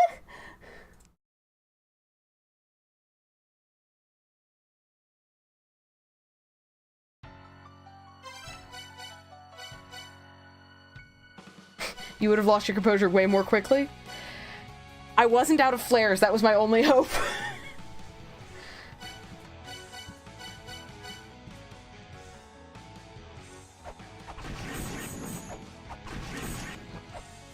Oop.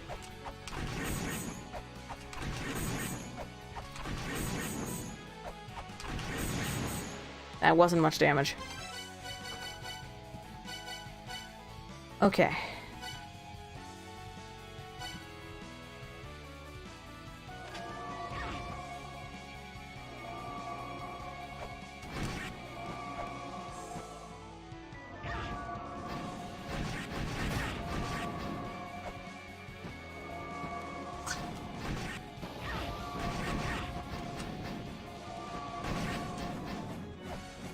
Okay, so now it's flare time.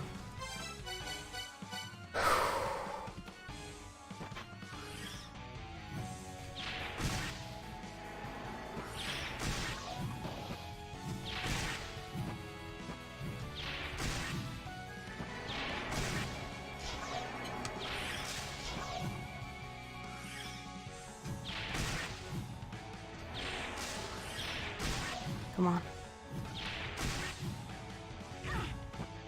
Whoa, that was bad. Nope. Okay, that worked. Bad spacing. Bad spacing again. Nope.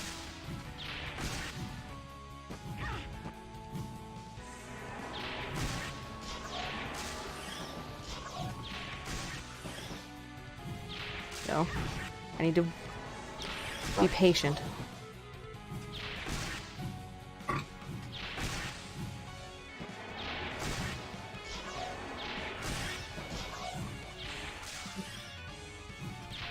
Kitty, you know better.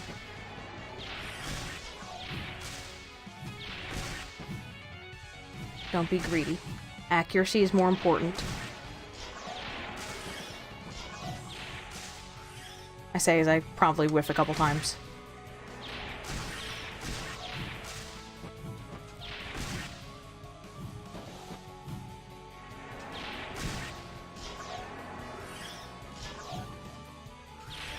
Oh, well. I have like 6 flares left. Okay. Okay.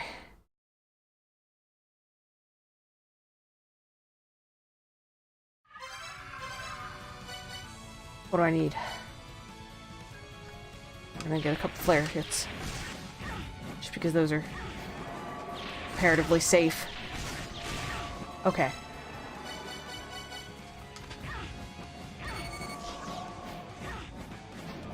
Those are not anything that I can damage.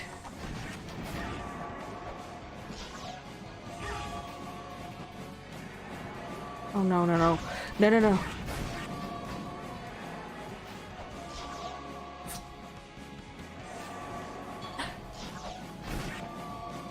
Got her!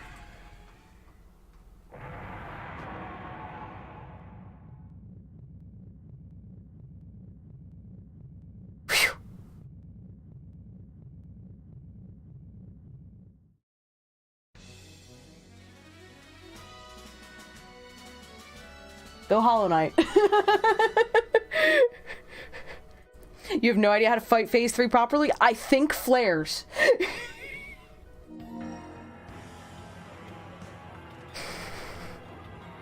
I applaud you, little one. It seems as though my role has been fulfilled. The ancient children who fight meaninglessly shall meet their end. And the final child of power welcome a new future.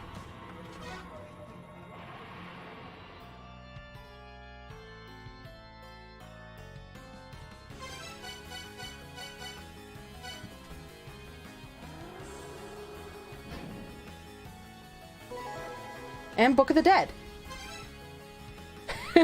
What did you say about Kittybard being a god in the final moments when she needed it most? You want your 2 cents back.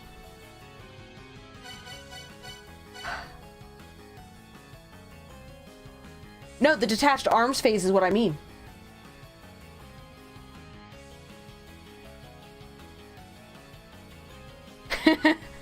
So, flares were actually a really good offensive pick for that fight.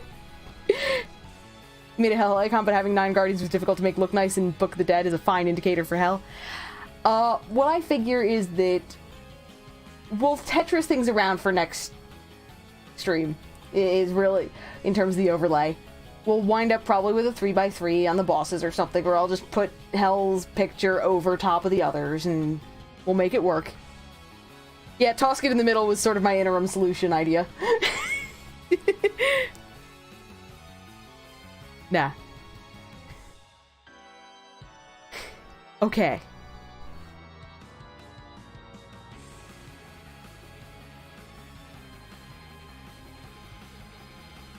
Whew.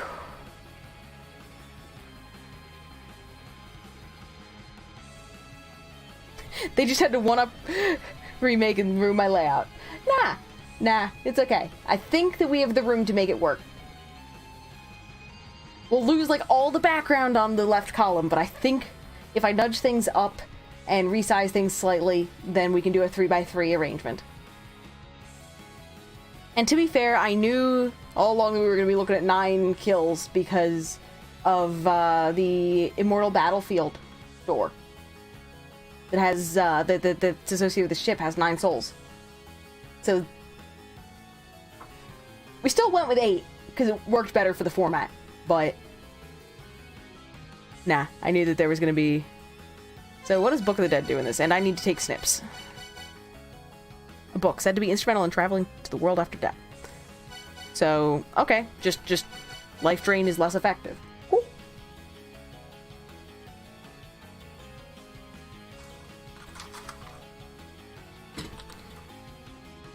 Just wait until that door leads to la-mulana, featuring another 9 guardians.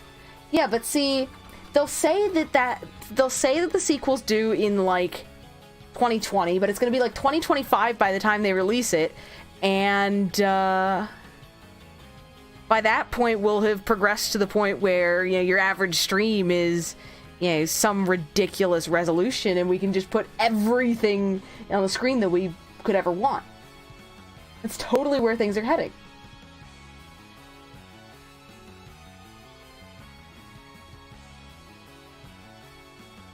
Boom. While we're at it, since we have a change to the Ankh Jewel status,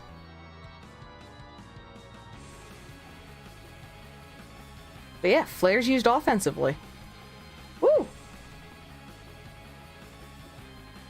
Cough, cough, theater mode on Twitch. la-mulana, mo problems. Damn straight, Moat. Welcome on in.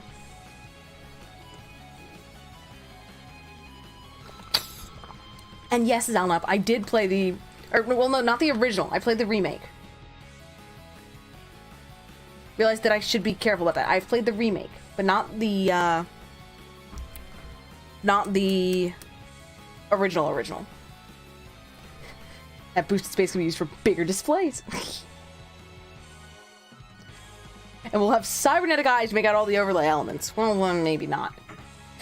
On a more realistic note, you think Twitch extensions are probably going to take over overlay elements. Don't like it, though. Yeah. One of the problems that I have with Twitch extensions is trying to have them work across multiple different platforms, not just in browser. But, for example, trying to have things that work on mobile integration as well as browser integration. I also... Yeah, overlays can be a little much sometimes, but honestly, if they're well done, I prefer them to pretty much anything that an extension puts forward, except there are cases where you're dealing with things like card games and stuff. So, for example, an extension that allows you to mouse over, say, a Hearthstone card and see what it does would be, like, truly awesome. That exists. That exists. Yeah, that's why I'm using the example. But when things like that exist, that means that people who are spectating or watching can, learn more, or go, wait, what does that card do again? And check on things like that. That's cool. That's good use of extensions. But in terms of an overlay replacement,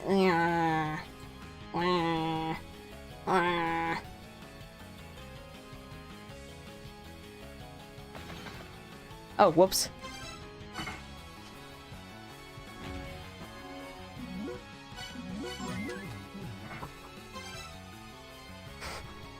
LM3, where your actively updated overlay can be moused over to show item descriptions. That'd be awesome.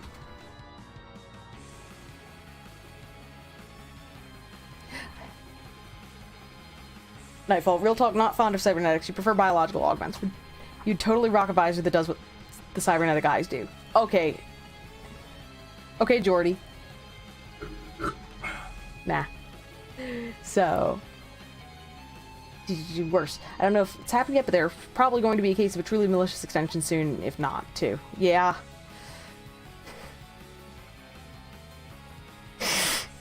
And suddenly Shadowrun in the chat. Whereas you just have all extension URLs blacklisted and whitelist ones you really do want to allow. Yeah. No, that makes sense. So, in any case, I can now... Let's glance at my list, because I get to cross off a couple of things. Squirrel is crossed off. I forgot to cross it off earlier, but we did take out Reisvelger. The doors, we just did, which also includes the sub-note of hell, which we just did. So now I'm at... Draw, you'll just stick in the psionics corner over here.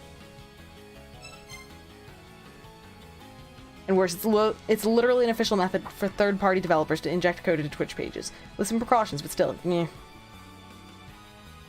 So now, what we're going to be doing is... Where's thing stuff? So, the other main thing that I have on my list is dealing with the Dark Star Lord's Mausoleum. So... Goose, you're not even sure if you've seen a stream where the extensions bothered you? That the injecting code into Twitch part is dodgy? Yeah. That bit's dodgy, but... Right! I still have a mystery to solve at some point. I think I just remembered one thing that was supposed to go on the list.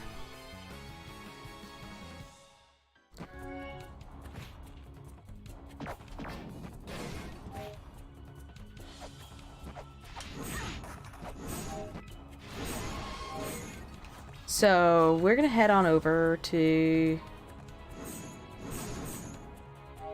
There's a chest that I haven't gotten opened. Or that I haven't managed to open.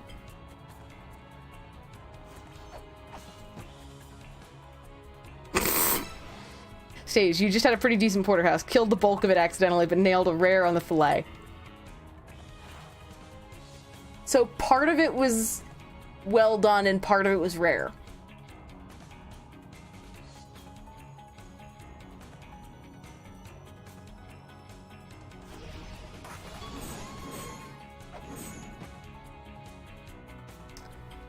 See, my concern there is the consistency issue.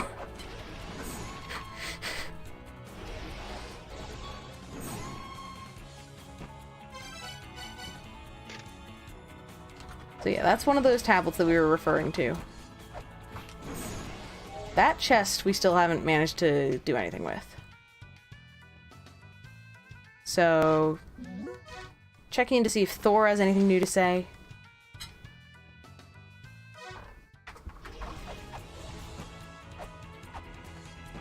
What was the tablet up here? I don't think it's relevant because I don't recall seeing anything relevant. Lord sits on the true throne and cans fire rain upon the earth.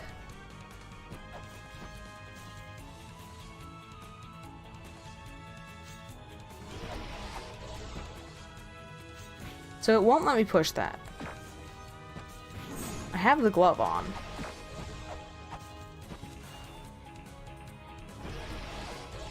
Yeah.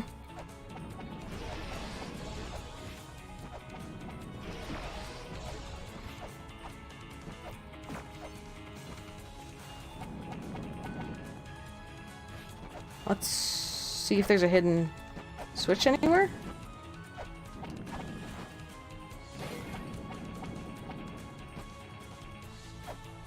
There's no way to crawl in on that side. Unless...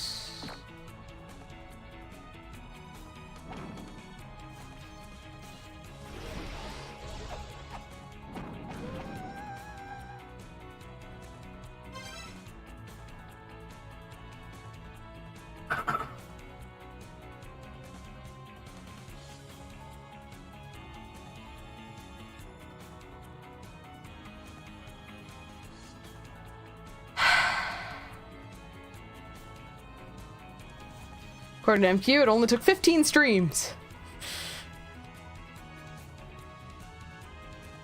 My fault. You apparently designed a dagger with the enchantments of calm down and hold the fuck still while I drain your energy. Oh my god. Yeah, so... I hit that forever ago, by the way, at least twice. I could have gotten this... Oh god. Hold on, what could it even be? That's an Ankh slot. That's something, that's something...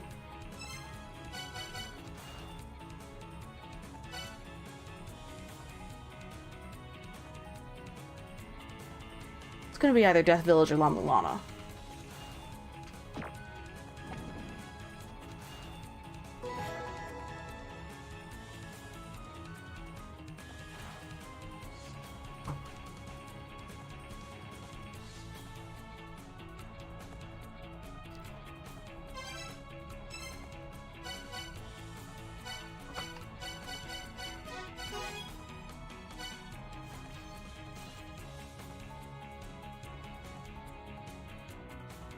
Disappointed in myself now.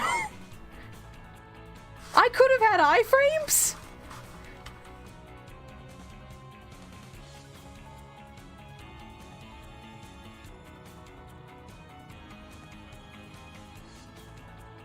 I could have had iframes. I could have had...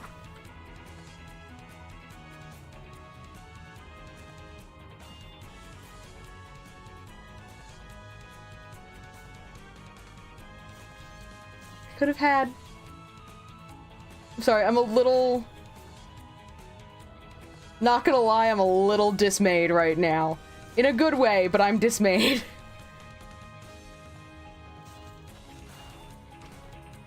So let me get this set up to throw into the overlay. Gosh.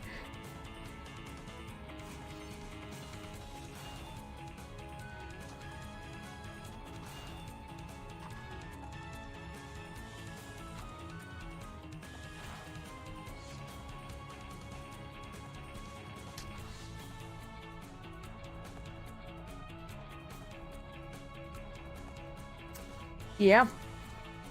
I could have had this ages ago.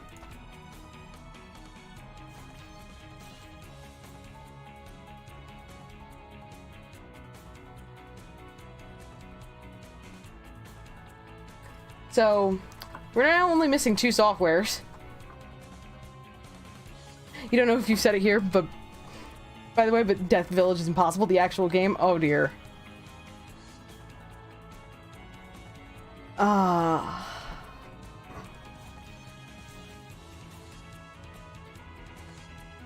And if it makes me feel any better, you didn't damage boost to the move shop, so no iframes for you either.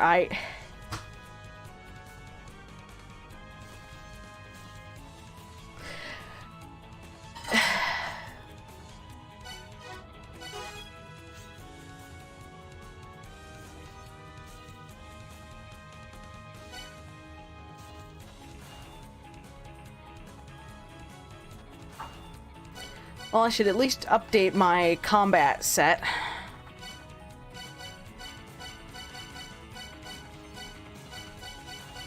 nothing else, so let me see. Move and Rand C is the revive. McCurry and move is the... No. McCurry and Rand C. What? It's powering up. Hold up. Move and Rand C is the revive. Llama 2 is just... is doing something with the McCurry?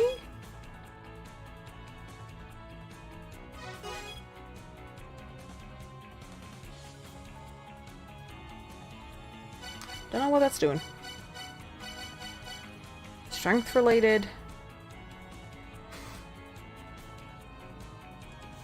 Sky, the only non-Mulana Nagoro game you've played is Rose and Camilla, which has la-mulana themed reskin, which is pretty great. Oh man.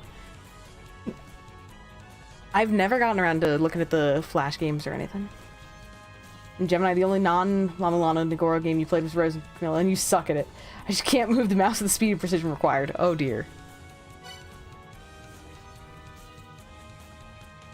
Miracle Witch is probably the easiest game they've made. So... trying to think. So... Death and Move is going to be... So if we're just doing combat with this...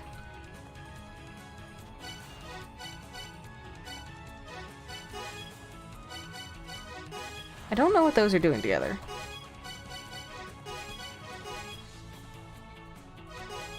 No. Hold up. Rancy interacts with McCurry and move. Yes, okay.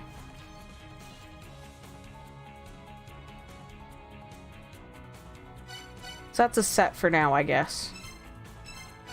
For going around normally, I'm gonna prioritize iframes over revive. I can't believe I could have had that. I could have had iframes for all this stuff that has been kicking my teeth in.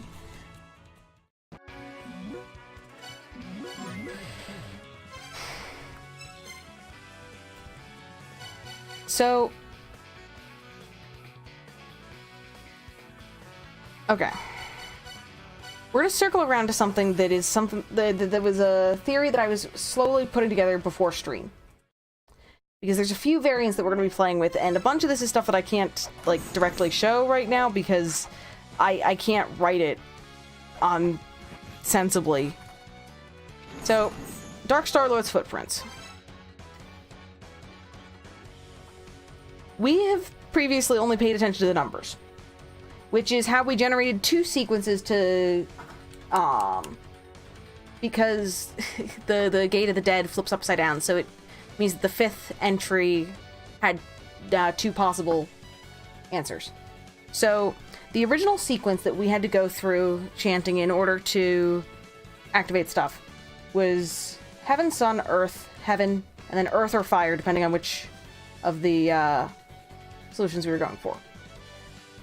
Which is indicated by the numbers, so that's la-mulana's 1, and yeah, so the one in Divine Fortress is 2, in Immortal Battlefield is 3, Shrine of the Frost Giants has our friendly Dab Rune number 4, and then Gate of the Dead has 5. So we've been looking at this previously, but the only part that we were paying attention to before was the numbers. But those aren't the only symbols on here. So I took a look at these, and they all have the same additional 3 symbols. Which are the snowflake sort of thing. There's the face wheel thing, and then there's just the swirly wheel thing. Probably glance at something now. Yeah, there's no clear indication on this or anything as to what I might be looking for within that, so...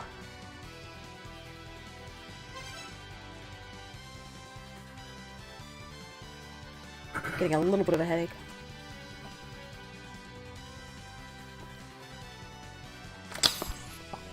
So, there's 3 other symbols, though, because I was trying to think The clues that we have to... We have to chant something at the pyramid in order to proceed in the Dark Star Lord's mausoleum. And do stuff there.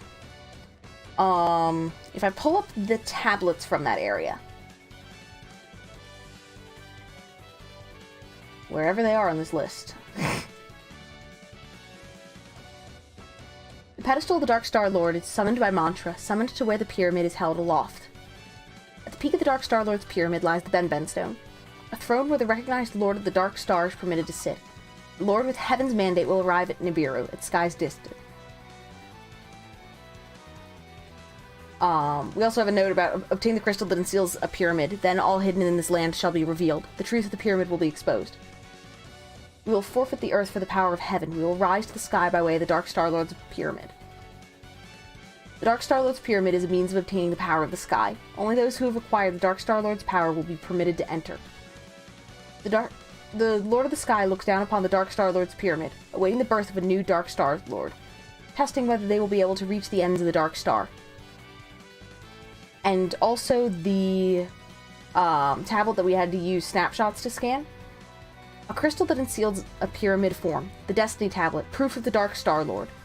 You who have assembled them both speak words of fealty to the Dark Star Lord. Offer crystal at the pedestal of prayer. The Dark Star Lord's pyramid will respond to the Lord. So, we have to speak words of fealty. Welcome on back. So we have to speak words of fealty to the Dark Star Lord. At which point we get the question of, okay, where's our clue coming from? So, included in sets... So, it sounds like it's going to be a mantra combination and not sequence. Which means that I'm going to start writing this down so that I have the sequences. So, there's going to be the one set which is associated with the numbers. So I'm just going to call this the numbers set.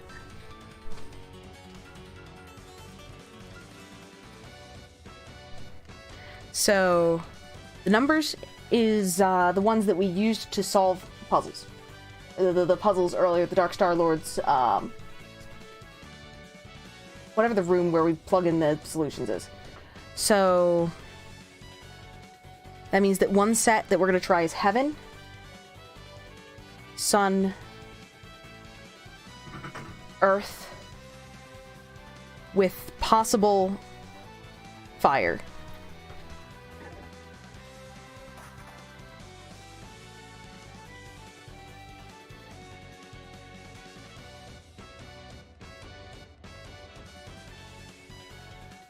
So I'm writing these down.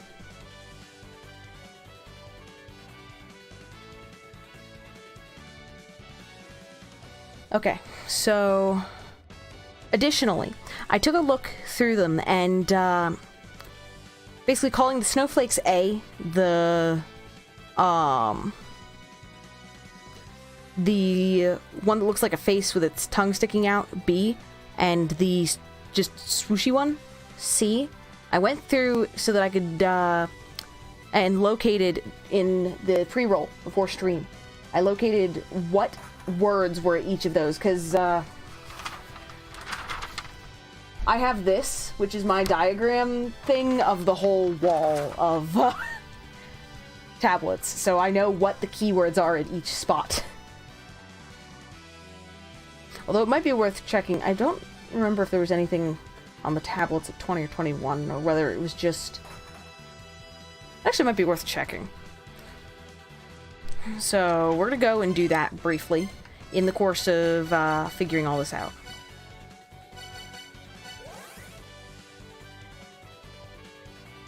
Zoom in. Hold up.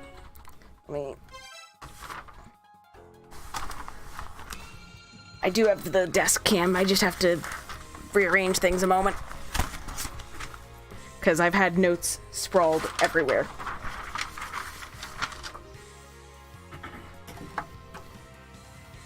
Let me see. This is what I have. So these correspond... If I can remember which room I'm looking for. Well, helps if I don't fall on spikes, but you know.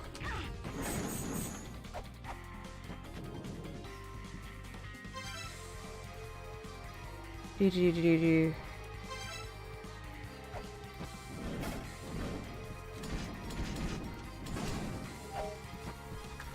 Don't ask me what's going on with my weapon selection, because I don't know.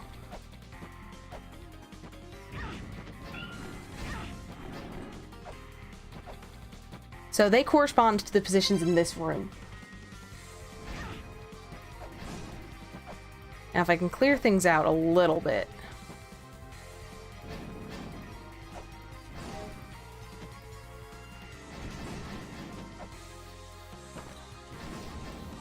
Okay. Trace the Dark Star-Lord's footprints. Okay, so those are just the instructions. So now we're gonna be sitting here for a little.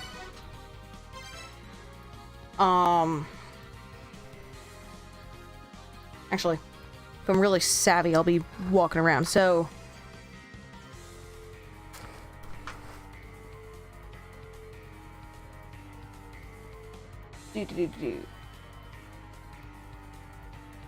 Heading back to this one a sec, as the game catches up. Aw, I have pretty handwriting. Aw, thank you. So, I promise you that my handwriting for the scratch list that I'm doing right now is not half so pretty.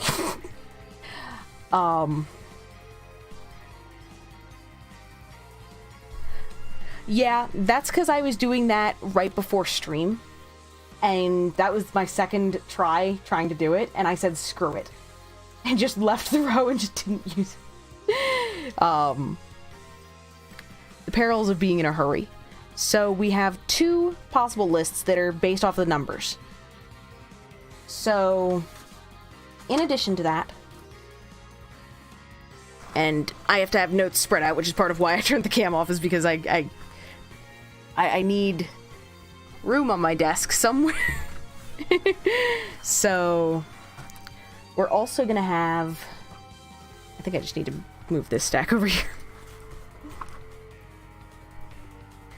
and then I have to move this stack so that I don't destroy this stack. Oh my god, you guys don't realize necessarily how much I have by way of notes and papers and just everything everywhere. So now that I have that list set up there, cool. So if I look at the A set, then the one in Divine Fortress, or no, the one in Roots is here. So I'm gonna start making a list. They're on lists A, B, and C. For each of these, it's also possible that it's an overlap of all of them. So, but I'm gonna try to generate the sets that we're looking at. So here we have Roof,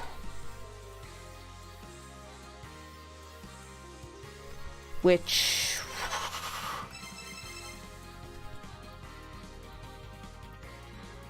I'm going to list it as Heaven because I know them by their first meaning better than I do their second. Then, and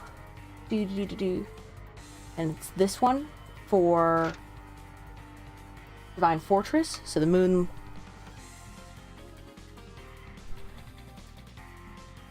Then, for the third one, we are here with Fire. We've got and then there's two possible ones associated with or no, so that's only three. I need the fourth one first before I start talking about the crazy upside down shenanigans.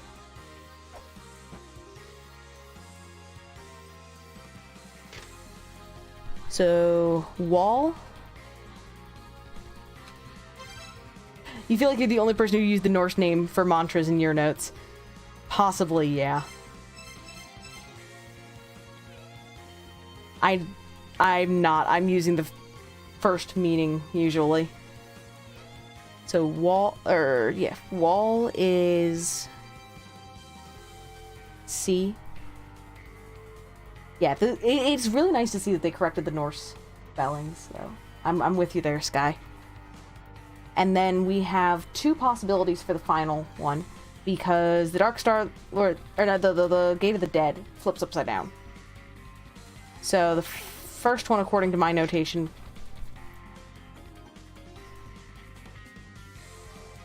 so Eternal.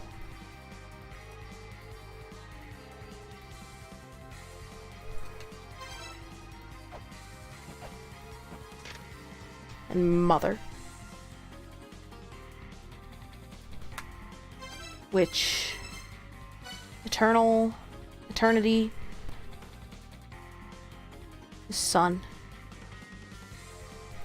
So that's set A. Set A gives us Heaven, Moon, Fire, Sea, and Sun and or Mother.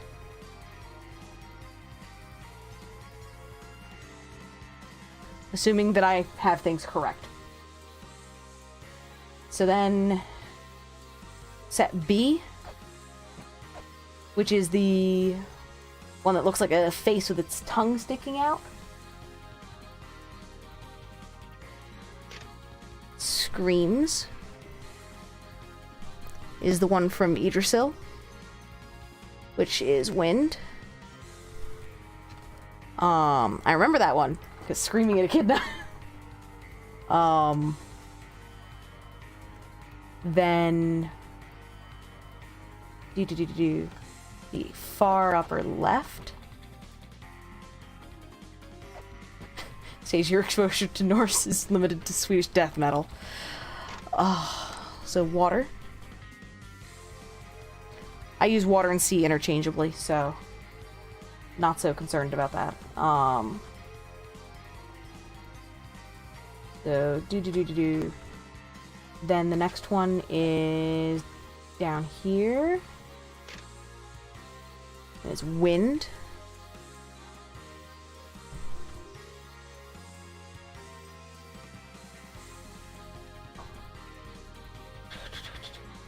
And then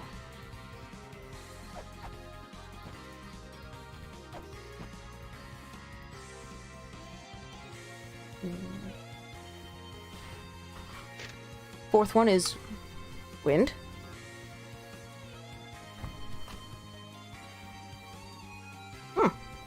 And then the 2 possibilities associated with the Gate of the Dead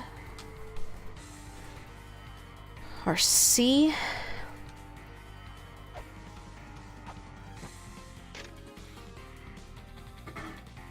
and water.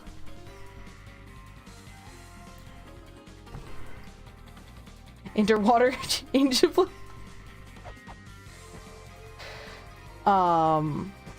So now we have set C. So starting with the roots.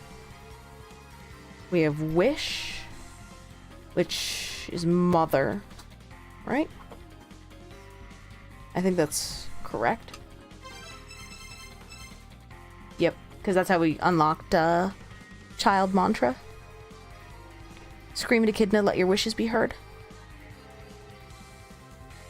So then, where am I looking? There's where I'm looking. Night,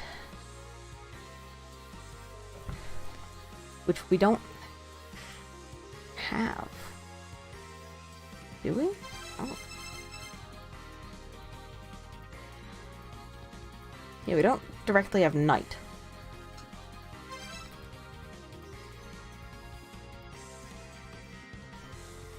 Which could pose an issue.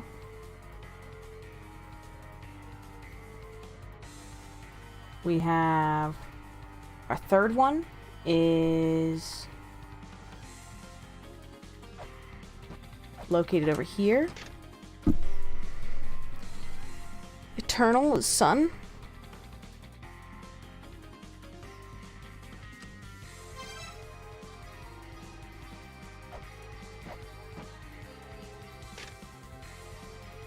Moon.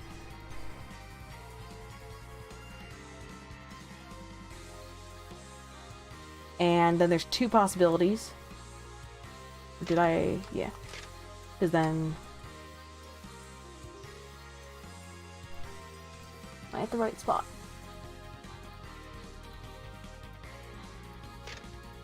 Huh. It's moon for both. Rather for the one. I'm both in reference to the 4th one and the, one of the possibilities for the 5th.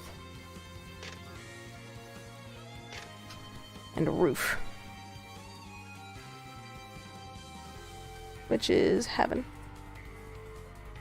Which means that we also generate a set from these potentially.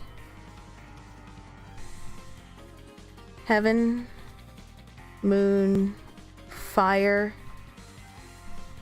sea, sun, mother, wind.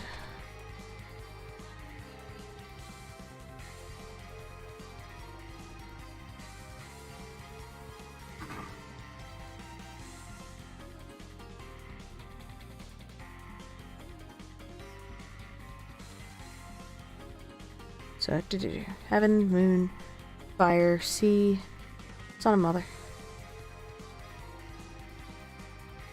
Wind. Water, wind, sea, water, you know, mother, night. But that's something that we would have to figure out how to put in for. Night, sun, moon, heaven. So...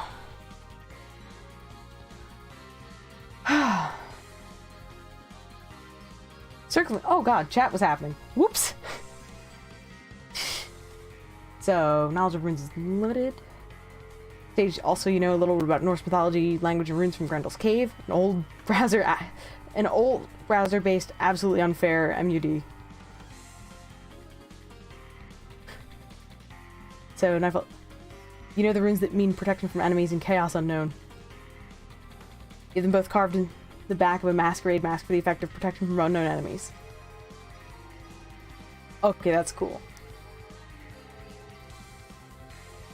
Worse, properly learning runes would probably detract from enjoyment of various fantasy media. You'd get to see all the clearly unresearched nonsense strings of runes for what they are. Yeah.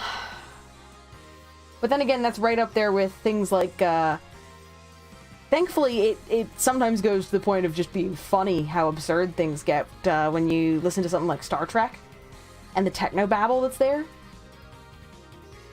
It's pretty funny, actually.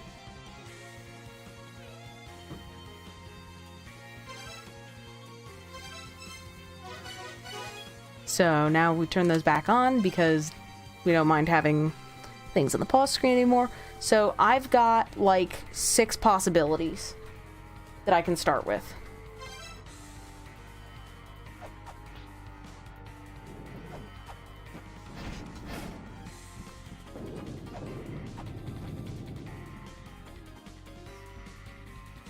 Considering how nonsensical some technobabble already is in 2018, you believe it. Oh god, the data in Picard clip where it has Picard rattling off like some stupid number of digits, yeah. Yeah. That's an impressive one.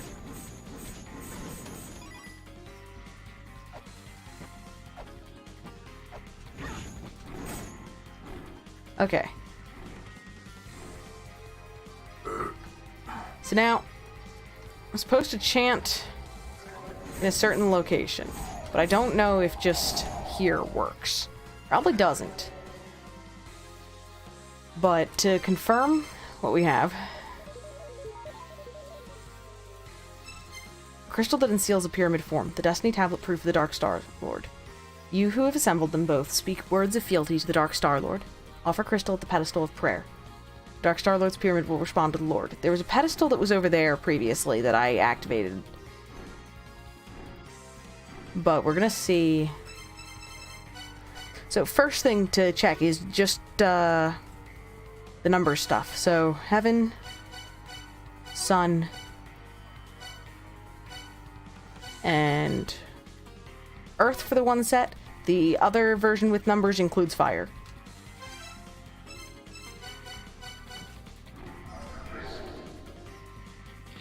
Okay, that's not right.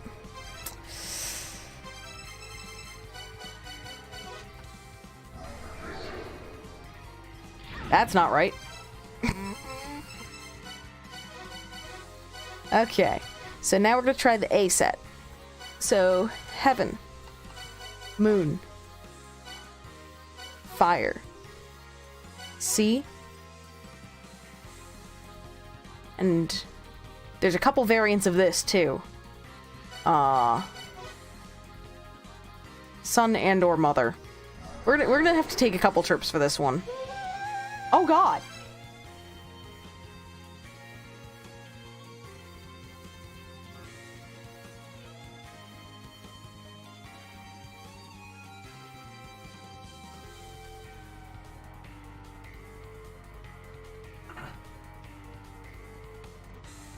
That wasn't entirely brute forcing, to be fair. So, the official set was what? Heaven, moon, fire, sea, and sun. It was totally brute forcing.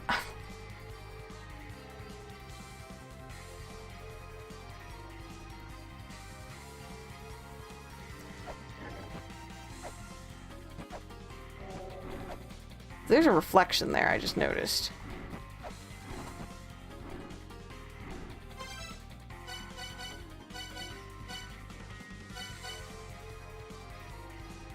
So now, I will admit that the so, okay, I understand why y'all are calling it brute forcing.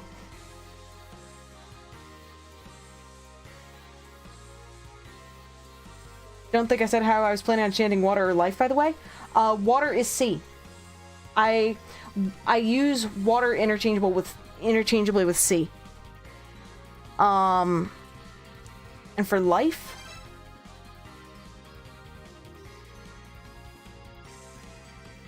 never had to. Life was never indicated. Unless I'm counting badly, which is entirely plausible, but I don't think that I am on this one. Life was never indicated.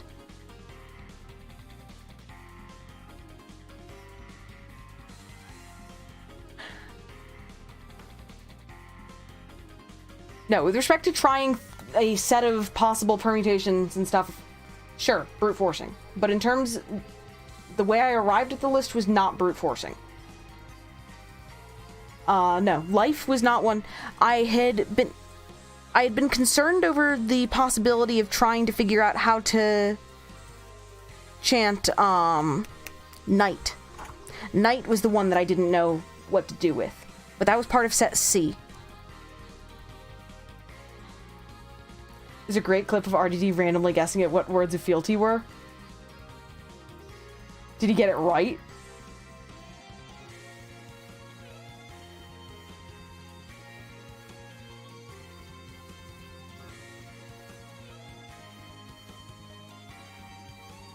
No, okay.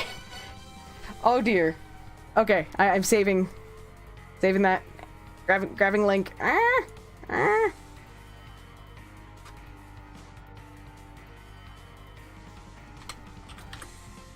Grabbing just a spot to dump it a sec. Boom. Nah, we'll hit it in a bit. I'm just making sure that I have it.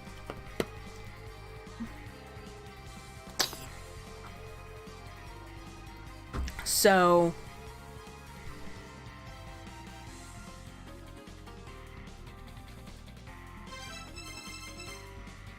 like half the mantras. Then again, if I'd really been thinking about it, set B wound up being wind, water, wind, wind, water. That would have been a really boring answer. And C had a set that I how chant night. So, to be fair, okay.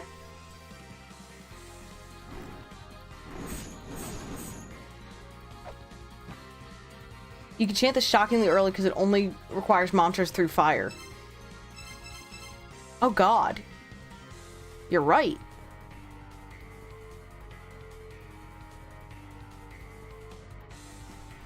Because that's... Heaven is Valhalla.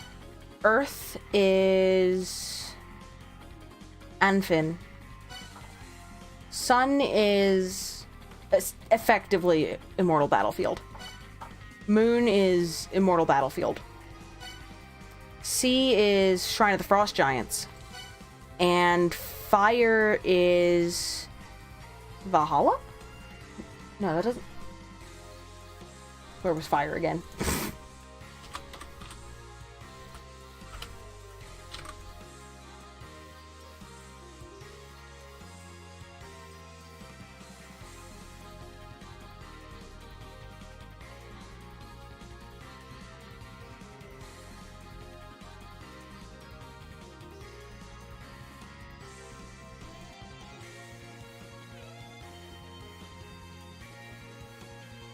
Ah, Heaven's Divine Fortress. Okay. That's why it felt weird. Okay. So, yeah.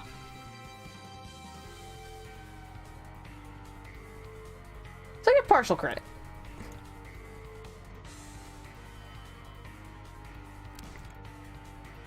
So...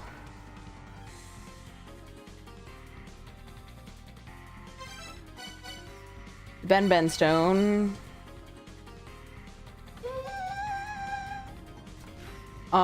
I trust nothing.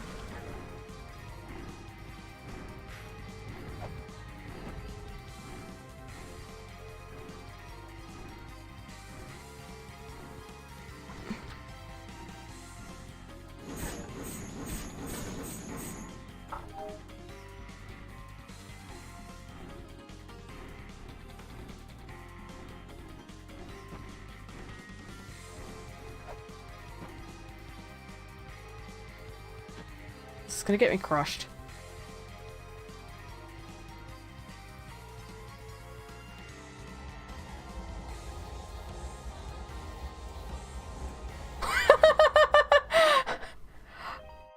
The dragon was with us.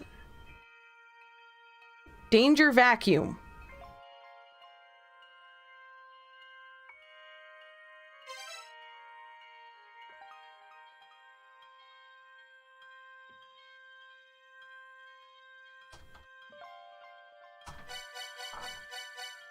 I was dragging him along. Oh my god.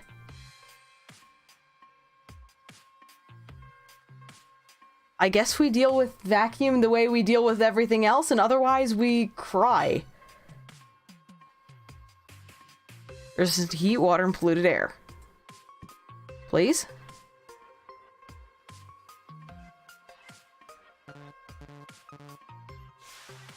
Oh my god. This is... Whoa. That's...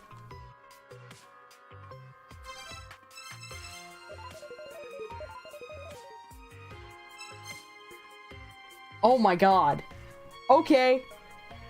Outer space is water, yes. Yeah. We're swimming now. So, I can't even find my notes thing. Hold on. And I need a new zone, maybe?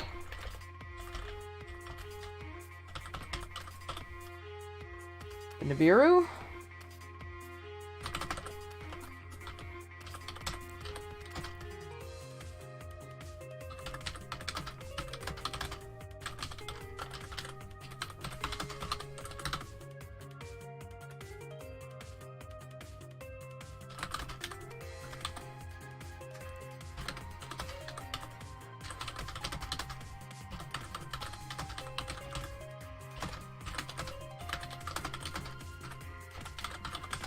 Well, I guess I now know how to chant night.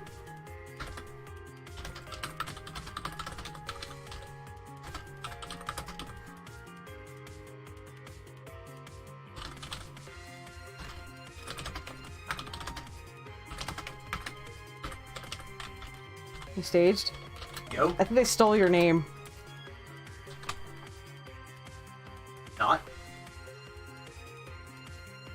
The Titan spoke of an unavoidable battle. The Alvar spoke of a joyous sleep.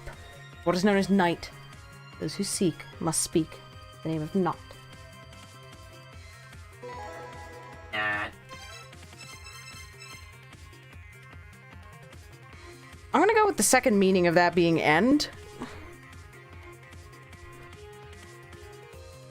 I am enjoying this track, by the way. So, one of the things that I know, I tend to have the volume really, really low. I'm not, like, high enough to completely jam out to it, but it has been something that I've been noticing and trying not to get distracted by, is the track in this area.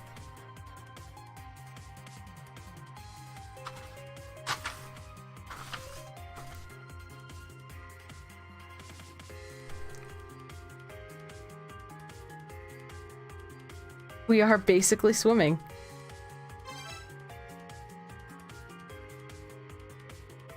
We can't use the Grail here. Because we're outside ruins, I guess?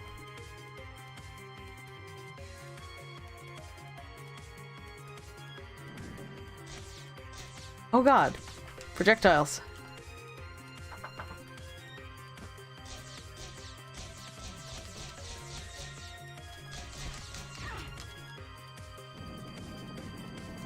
Oh my god, I have fire punches.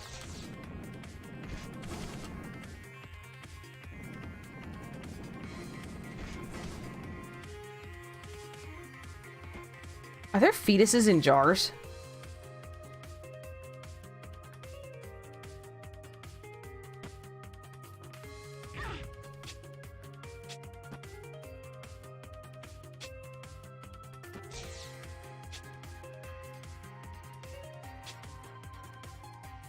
They're skeletons.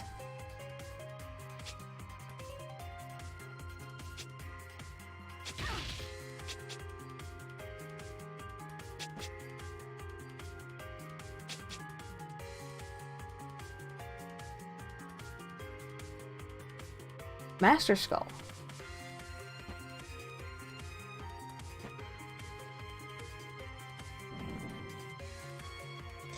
Okay. They're skeletons. Oh god, we really are going Indiana Jones on this.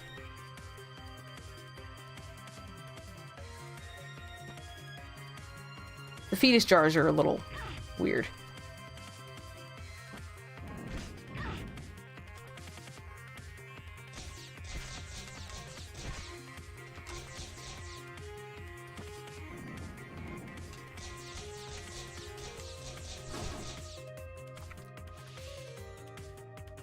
Okay, yeah.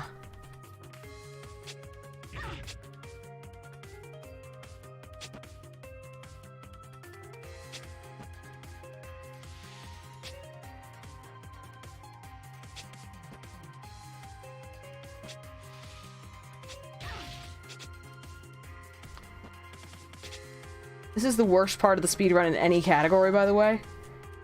I believe it.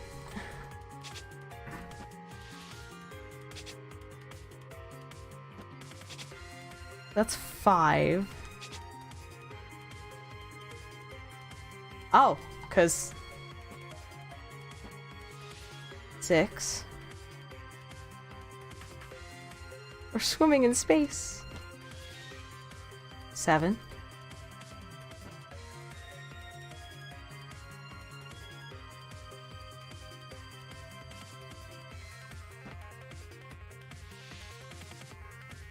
8. Good music, but the controls, yeah. I can't count. I have the memory of a goldfish. I think that's 9.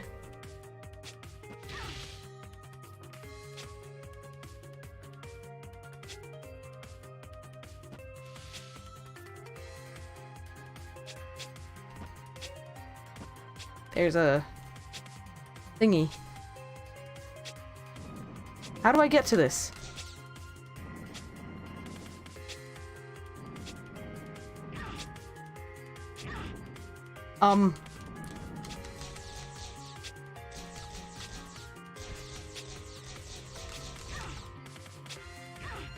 Enemy hitboxing is terrible.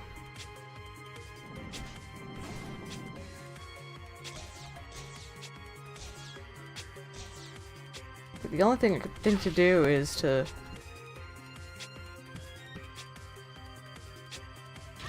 Oh god. Oh right. You can't. Because I'm in the suit.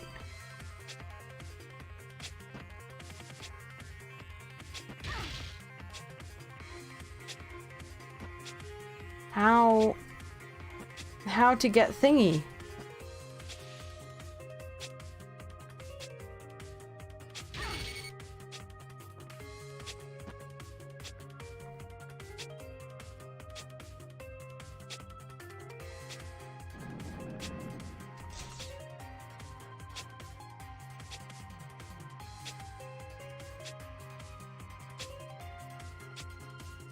Okay. Oh god. Why are turrets shooting through walls?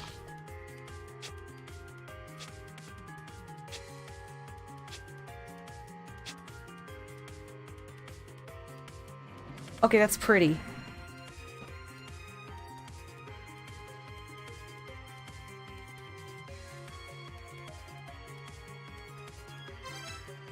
I don't have a Mjolnir charge.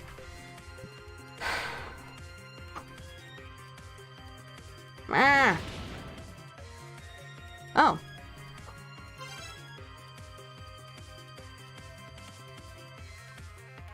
So let's go, figure out if 2 out of 3 ain't bad, yeah?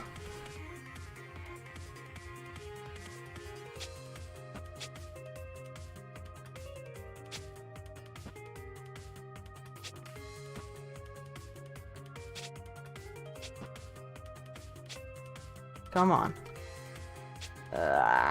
It's so slow. I need to go and get a charge from somewhere. So...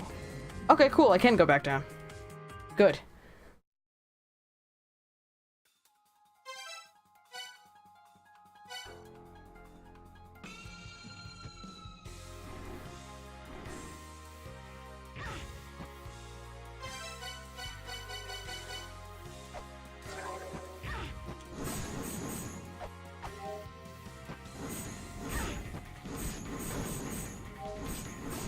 Could also use some heals.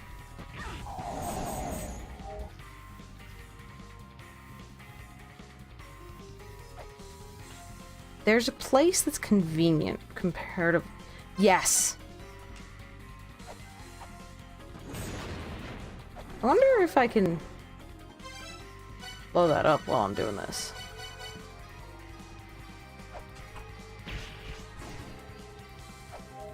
How do I get to thing?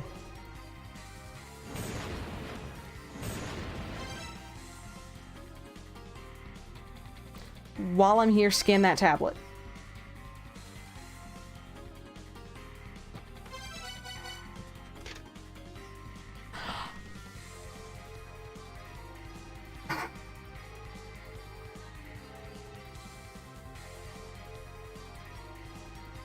Okay. That's one where if I'd ever gotten around to noting in my notes which tablets had pictures, that would have saved me. I was supposed to go back and add in which had images associated with them. I never got around to that.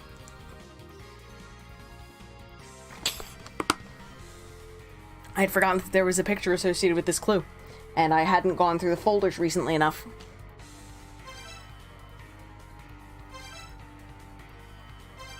So really quickly, I need to go heal. The marker's also on a tablet in Eternal Prison. It's been changed a bunch and the images weren't always there. Oh my god.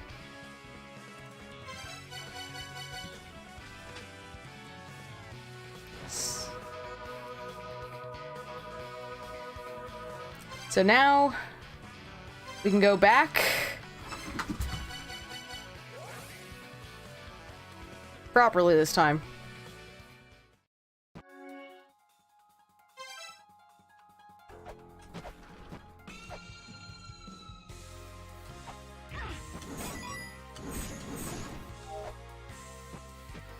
I have to be... No, where am I going? Kitty, please. It's pathing to the wrong place.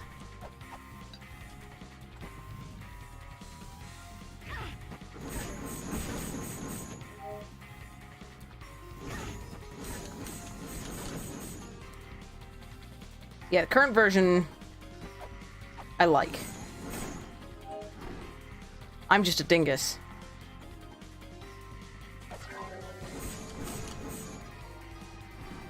Okay. So now we're getting ready to go back to Nibiru.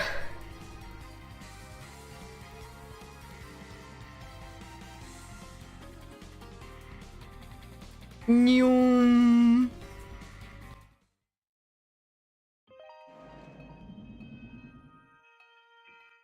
What?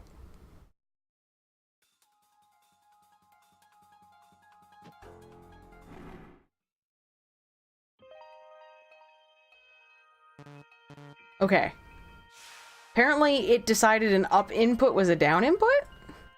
Or maybe up is just how you operate the thing?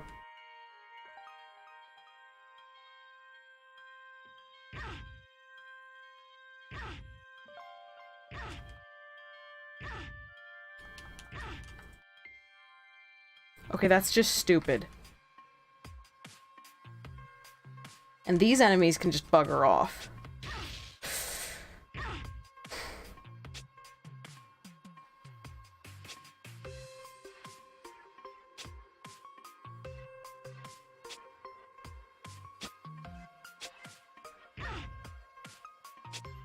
This is... grody. And the jars of fetuses are still just really... There's no way to break out of that stun lock that doesn't involve glitches or the game deciding it's done juggling you.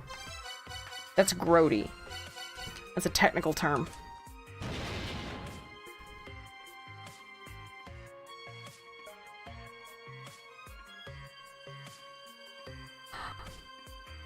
Corridor of Blood? Yeah.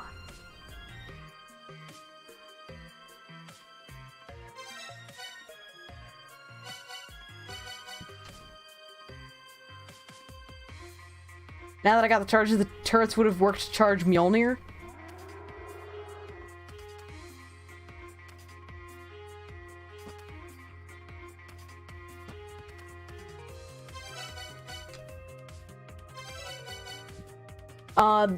The Beharit got crazier eyes. What? It says die.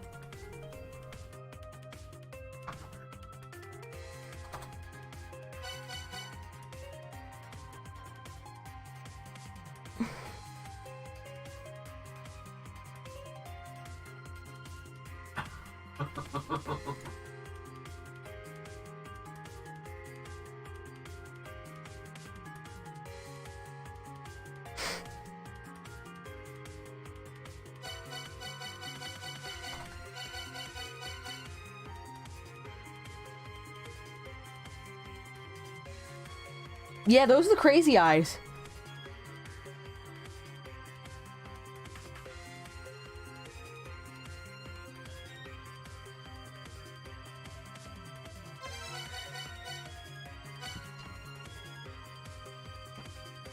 So, is it gonna let me... I don't suppose this is something that I can scan at all. Or is this just telling me the Corridor of Blood is,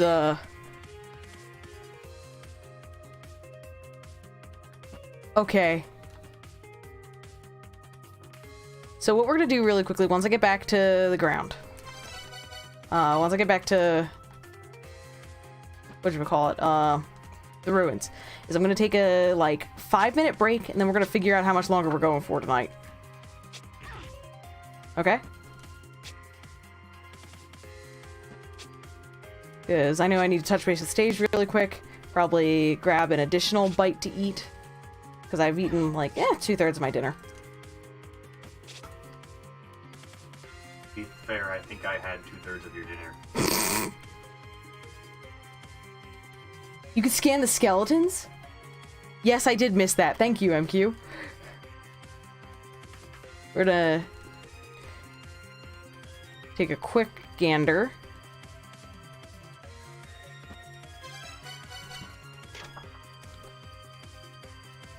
Sorry. Oh! So they each have their own names inscribed. Okay, that's cool.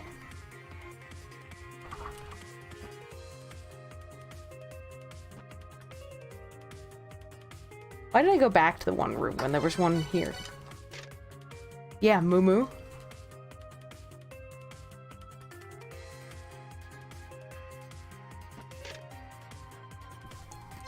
Oh my god. That's actually cool. Unless it didn't care though and probably put the skulls on random skeletons. Or Lamisa, yeah. Probably. So... what we're gonna do...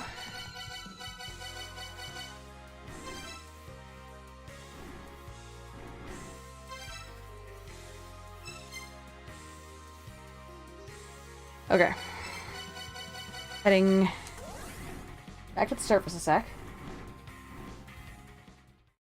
Dropping a heal, dropping a save. And then taking probably a 10-minute break. I think that sounds about right.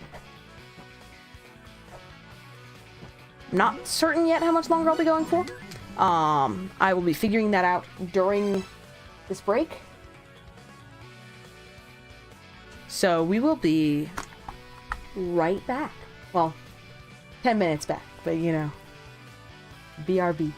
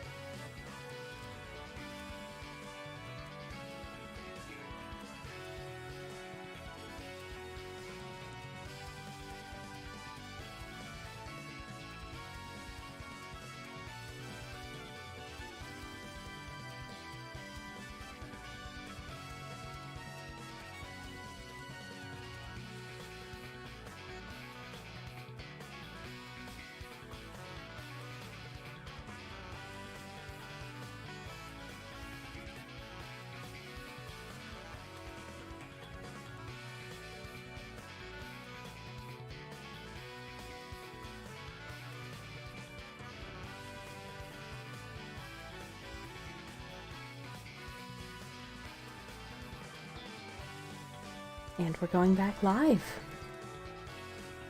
Hello again. Sorry about that. Also, if I have to BRB suddenly, Staged is on a call right now. There's a bug that cropped up with with tonight's release, so I may need to mute suddenly. Just fair warning. Probably won't, but fair warning. So,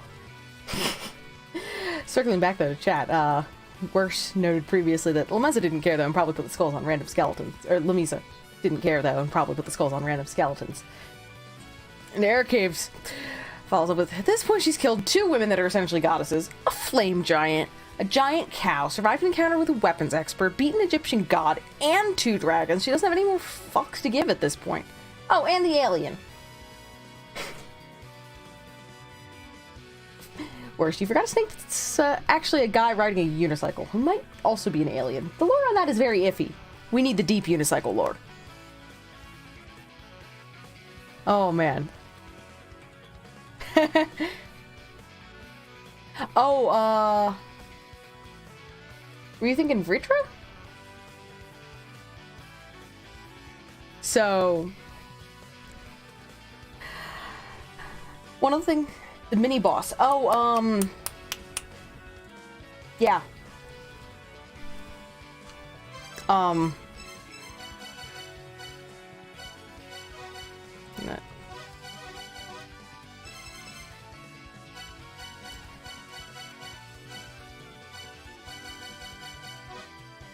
No, it wasn't that dude. Galantara.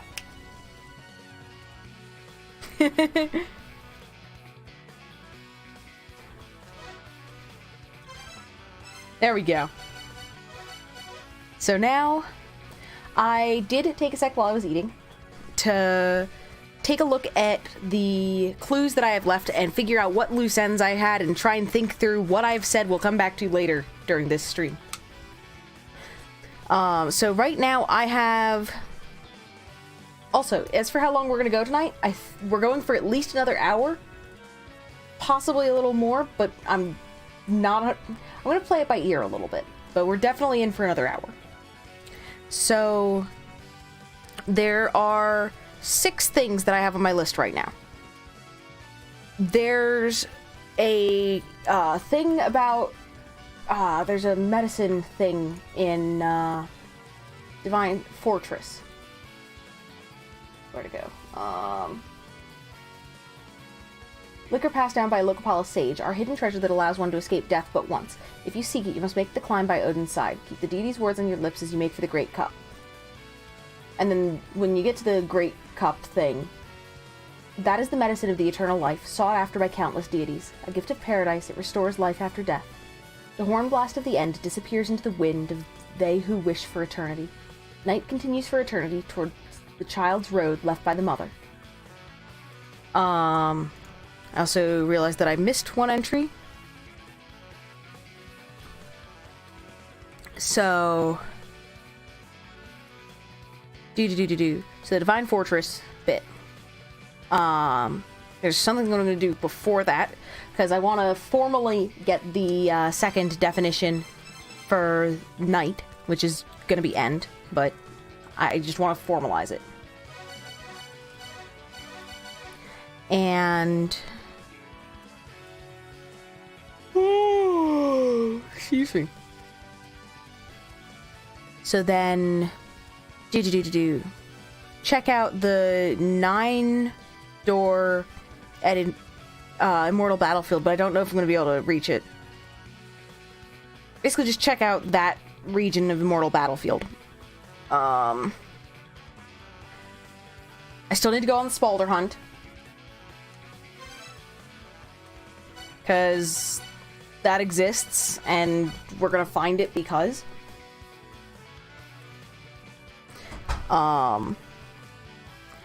there's also a tablet that is Heaven's Labyrinth 4, which I don't feel that I have adequately answered at all. Those who turn the celestial bodies thrice shall see hell. And not as in, like, the lady hell, but as in... Well, it doesn't specify if it's a place. But it really makes me wonder, because I think that 3 turns was Griffin. But that's not hell.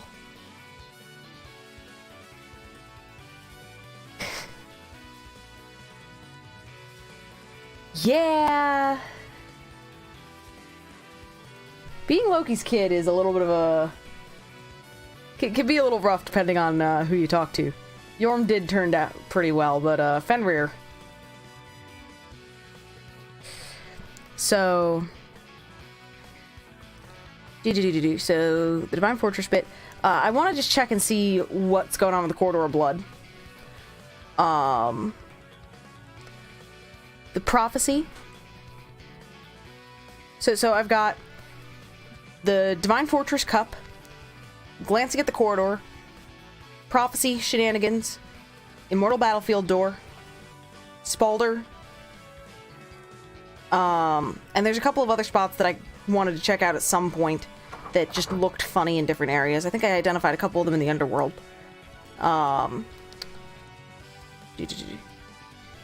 The Heaven's Labyrinth thing, which is more something to note and that I just need to keep in mind and let that, cause I was out of frame, and need to let continue percolate. And Alvis. And you wouldn't be surprised if it's hell. She apparently hates talking to living people, considering she hides behind a 7-door combo lock. Yeah. Honestly, hell was probably happy to be told to look over the underworld and get away from her terrible dad. You never know. Also, I want to stock back up on flares. Which sounds crazy, but... Flares did really well for me today, so...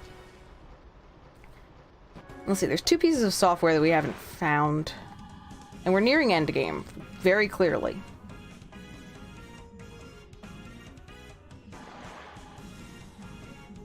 Oh no.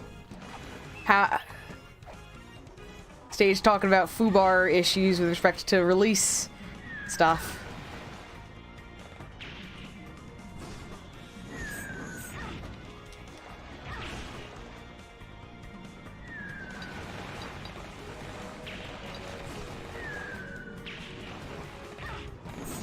Get out of here.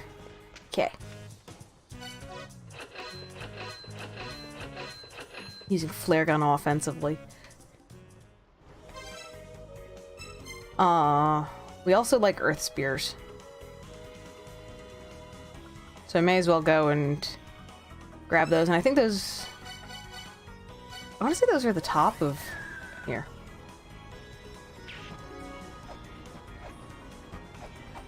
Should also try talking to Mulbrook. Have you met with fairies yet? I'm getting software Mulbrook. Oh, dev rooms. Dev rooms are now on the list.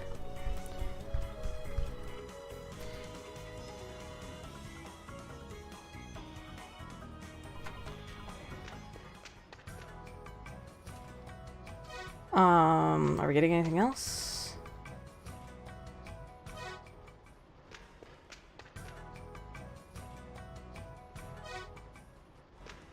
Fairies, yo. Okay, so that was Miracle.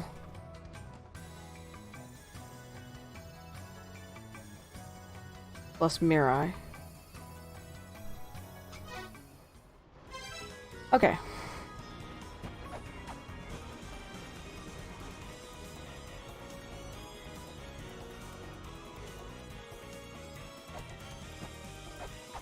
Curry stank. I still love that. We know there's at least one thing that's gonna be in the underworld. Because Spalder. So we're gonna be spending a little time kicking around there, probably bombing things. Boom. should also pick up chalk rooms at some point, but I don't remember where those are, and they're expensive. Dang it! Thank you so much. You dingus. This is the most stable thing in your night. Oy vey.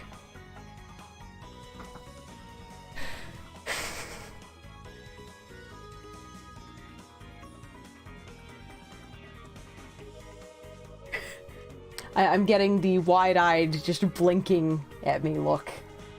The look of, oh god, I have a headache, everything is on fire, everything is foobarred, why?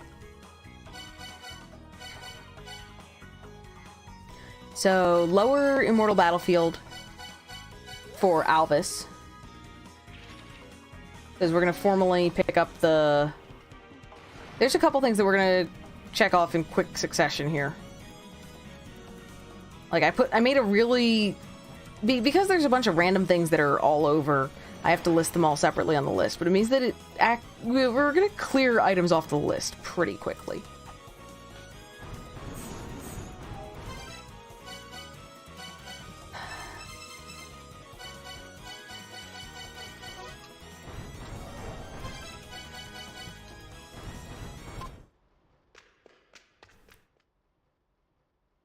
Very well. The night is the inevitable, joyous sleep. Why? I was parsing that as inenviable somehow. The night is the inevitable, joyous sleep. The children referred to such as the end. Okay.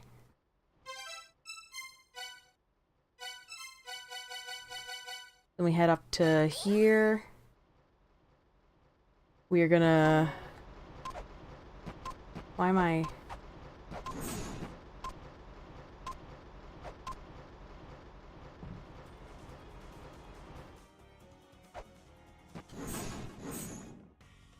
So we get this. Wait, no, did I just say the stream is... No, I didn't! Katie! Katie! No, no, no, no, no, no, no, no, no, no, no. This is the end as in Ragnarok. And yep, I broke the game again. The fire didn't show up when I was grabbing the lantern charge. So, we talked to Alvis.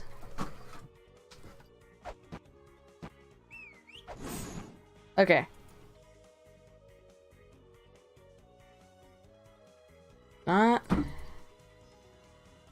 Maybe it's caused by warping? Who knows? Oh god, I have a kitten. Okay, hold on. I think the kitten is insisting on... Oh god! Your last final is at 8 AM tomorrow, but you're not worried about it, so you have free time to be on Twitch? Yo!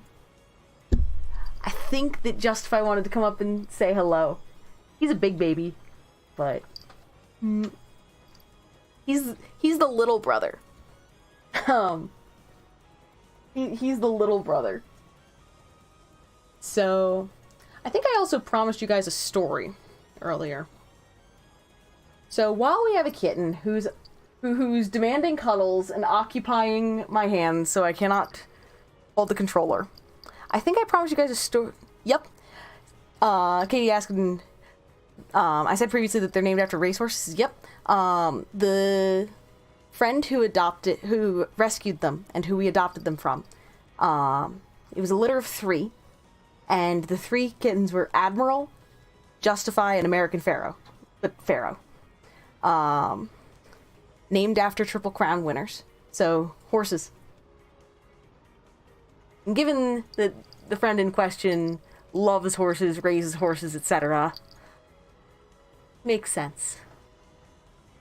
See, this silly noodle just wanted to cuddle. I'm just keeping an eye on whether he's going to punch the mic again. So...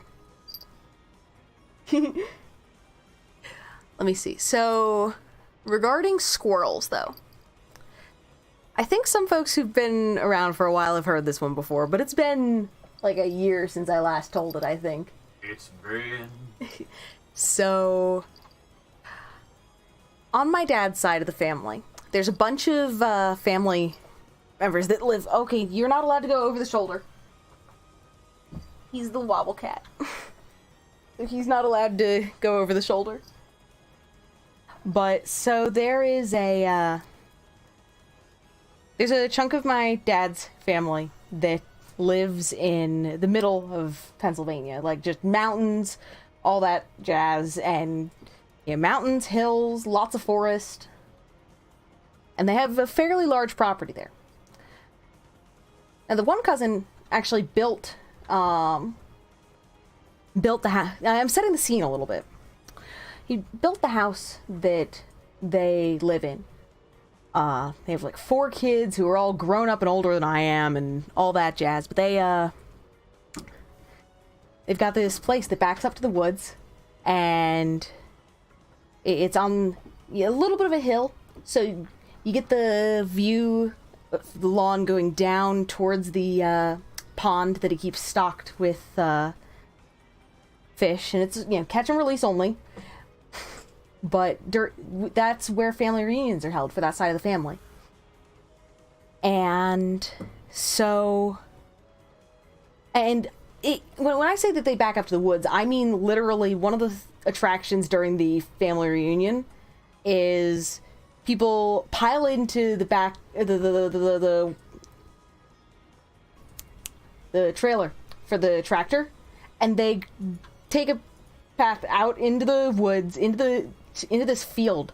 So these old fieldstone walls and stuff, and it was clearly a farmhouse or something at some point. And but years and years ago, the kind of thing where all that's left of the fieldstone walls. And go out and like watch deer and try and spot them, especially around dusk. Like that's a thing at the family reunion. And it's not even a long tractor ride. Yeah, they start the tractor up, and within 2 minutes you're in the middle of the damn forest. But so they hunt and a whole bunch of things like that. Yeah, they're rural Pennsylvania folks. So my mom one year realized something, because they have bird feeders like right by a window, and plenty of birds and stuff, but no squirrels. And Mom realized that she'd never seen a squirrel on their property. Yep. Yeah, Katie, that's about right. Noting that rural Pennsylvania sounds like rural Kentucky. Yeah, there's jokes about it. You get Pittsburgh at one end, Philadelphia at the other, and Kentucky in between, really. So my mom ended up asking my cousin's wife, like, why are there no squirrels? Like, we're in the woods. We're close to the woods. It's a fantastic environment for squirrels. There's bird feeders outside the window. Where are the squirrels? And you know, what happened to the squirrels? And wife goes, Frank. What? Frank happened. Picking a name here, and I've been reading too much One Piece lately. So, Frankie.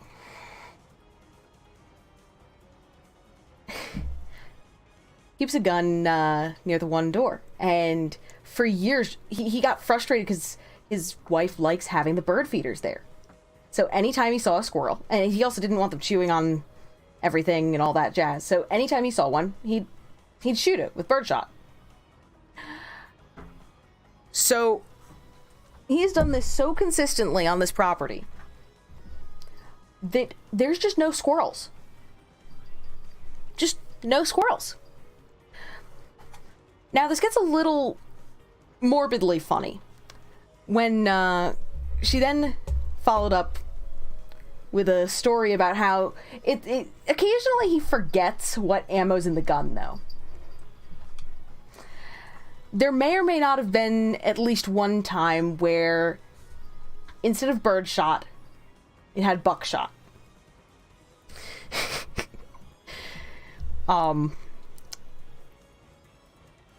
Which, the best description was that, it vaporized the squirrel. Apparently, it just disappeared. Couldn't find any trace of it. It was basically like in hell in...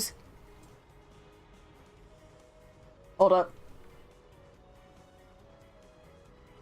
Nothing.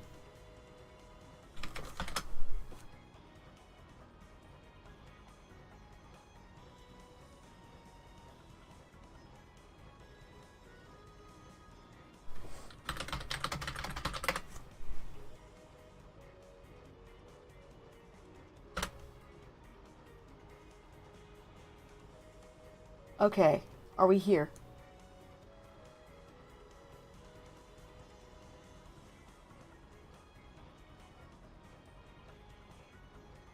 So I have no idea what happened, but we just dropped around 1,000 frames.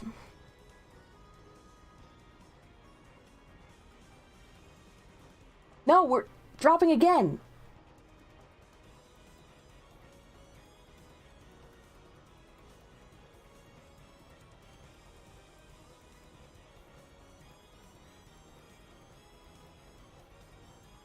What the crap?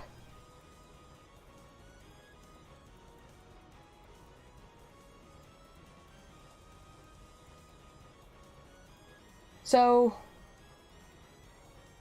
welcome on in, by the way, Almac. You're here, you don't know about the others? I don't know. Okay. I'm taking a look through things like Task Manager, seeing if there's anything that could have messed with stuff from that end. And then like a background download. We're all echoes of personalities from ages past. Oh dear. We're getting downright existential here, aren't we? So we have dropped 1,818 frames this stream. About 1,700 of those has been in the past couple minutes. Okay. Am I here?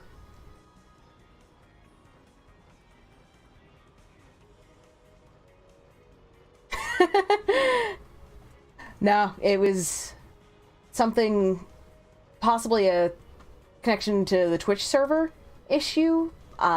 There's nothing that should have done that to our local connection.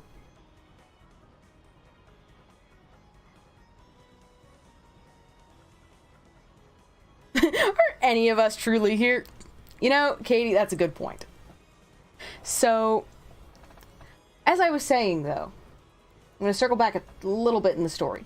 So, and to answer, Draw, your question, yeah, the cousin in question basically wiped out the local squirrel population on his property.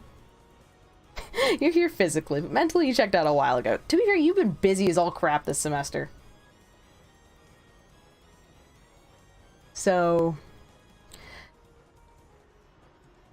in any case, there was at least one time where where the cousin may or may not have forgotten that instead of birdshot, he had buckshot in the gun. So, the squirrel basically vaporized, near as they could tell. It just vanished. It just... There is no squirrel.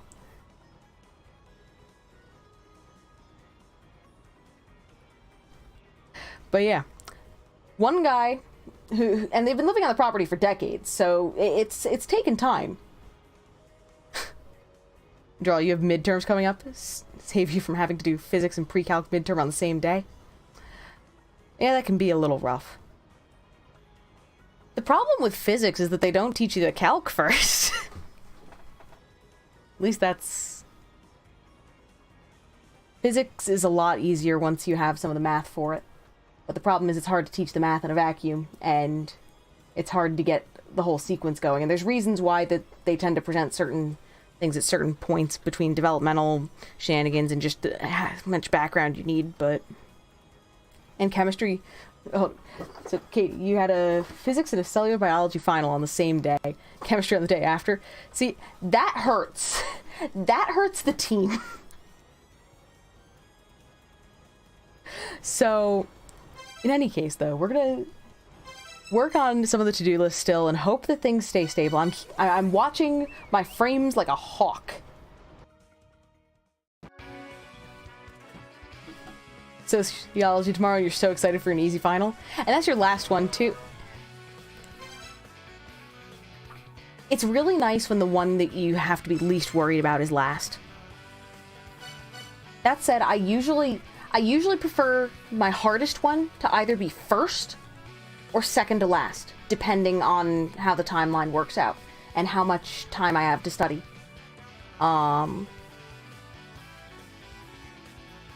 But if it's a really bad year, then sometimes, as dumb as it is, one of the kindest things that one of the professors at our school did is the OChem professor, the organic chemistry professor. So if you have finals week, at the time our school ran it as Monday through Friday, and there's, you know, different testing slots, etc. It's this whole ordeal. But the thing that she did that was oddly kind was having organic chemistry. She tried to land it at like the 8 a.m. or 11 a.m. slot on the Friday. This might not sound kind, but it is for one reason. You've gotten all your other finals out of the way. By having it be the last thing, she gave you the most time possible to prepare. Now, it's up to you whether you squandered time or, worked on projects efficiently, could get your group mates on board for, whatever other classes you were dealing with. But it was an oddly kind thing. Most people complained about it because, oh no, you can't leave early for break, etc. But honestly, I liked the professors that intentionally put their finals late in the week.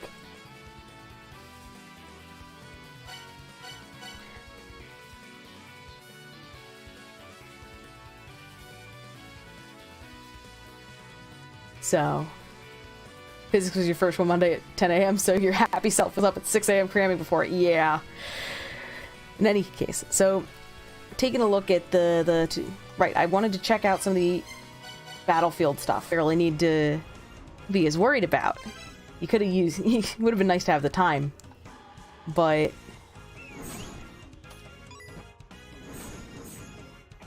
I don't know, I might be a little weird. A little? Crap!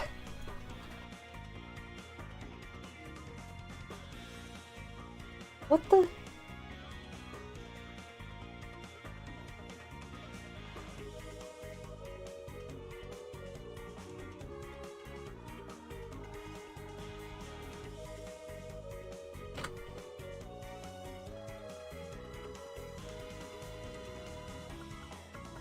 Frames again?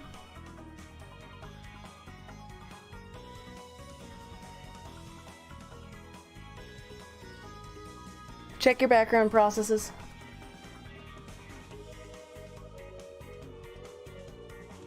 Twitch is being a dumb right now. Yeah, baby rage is about my answer. You barely studied for it and you're probably just gonna call your boy here in a few and then go to bed. Yup. Okay. So help me, Twitch.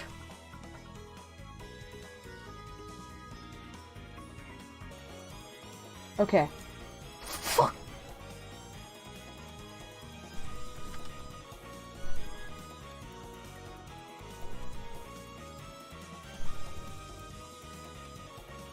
Okay.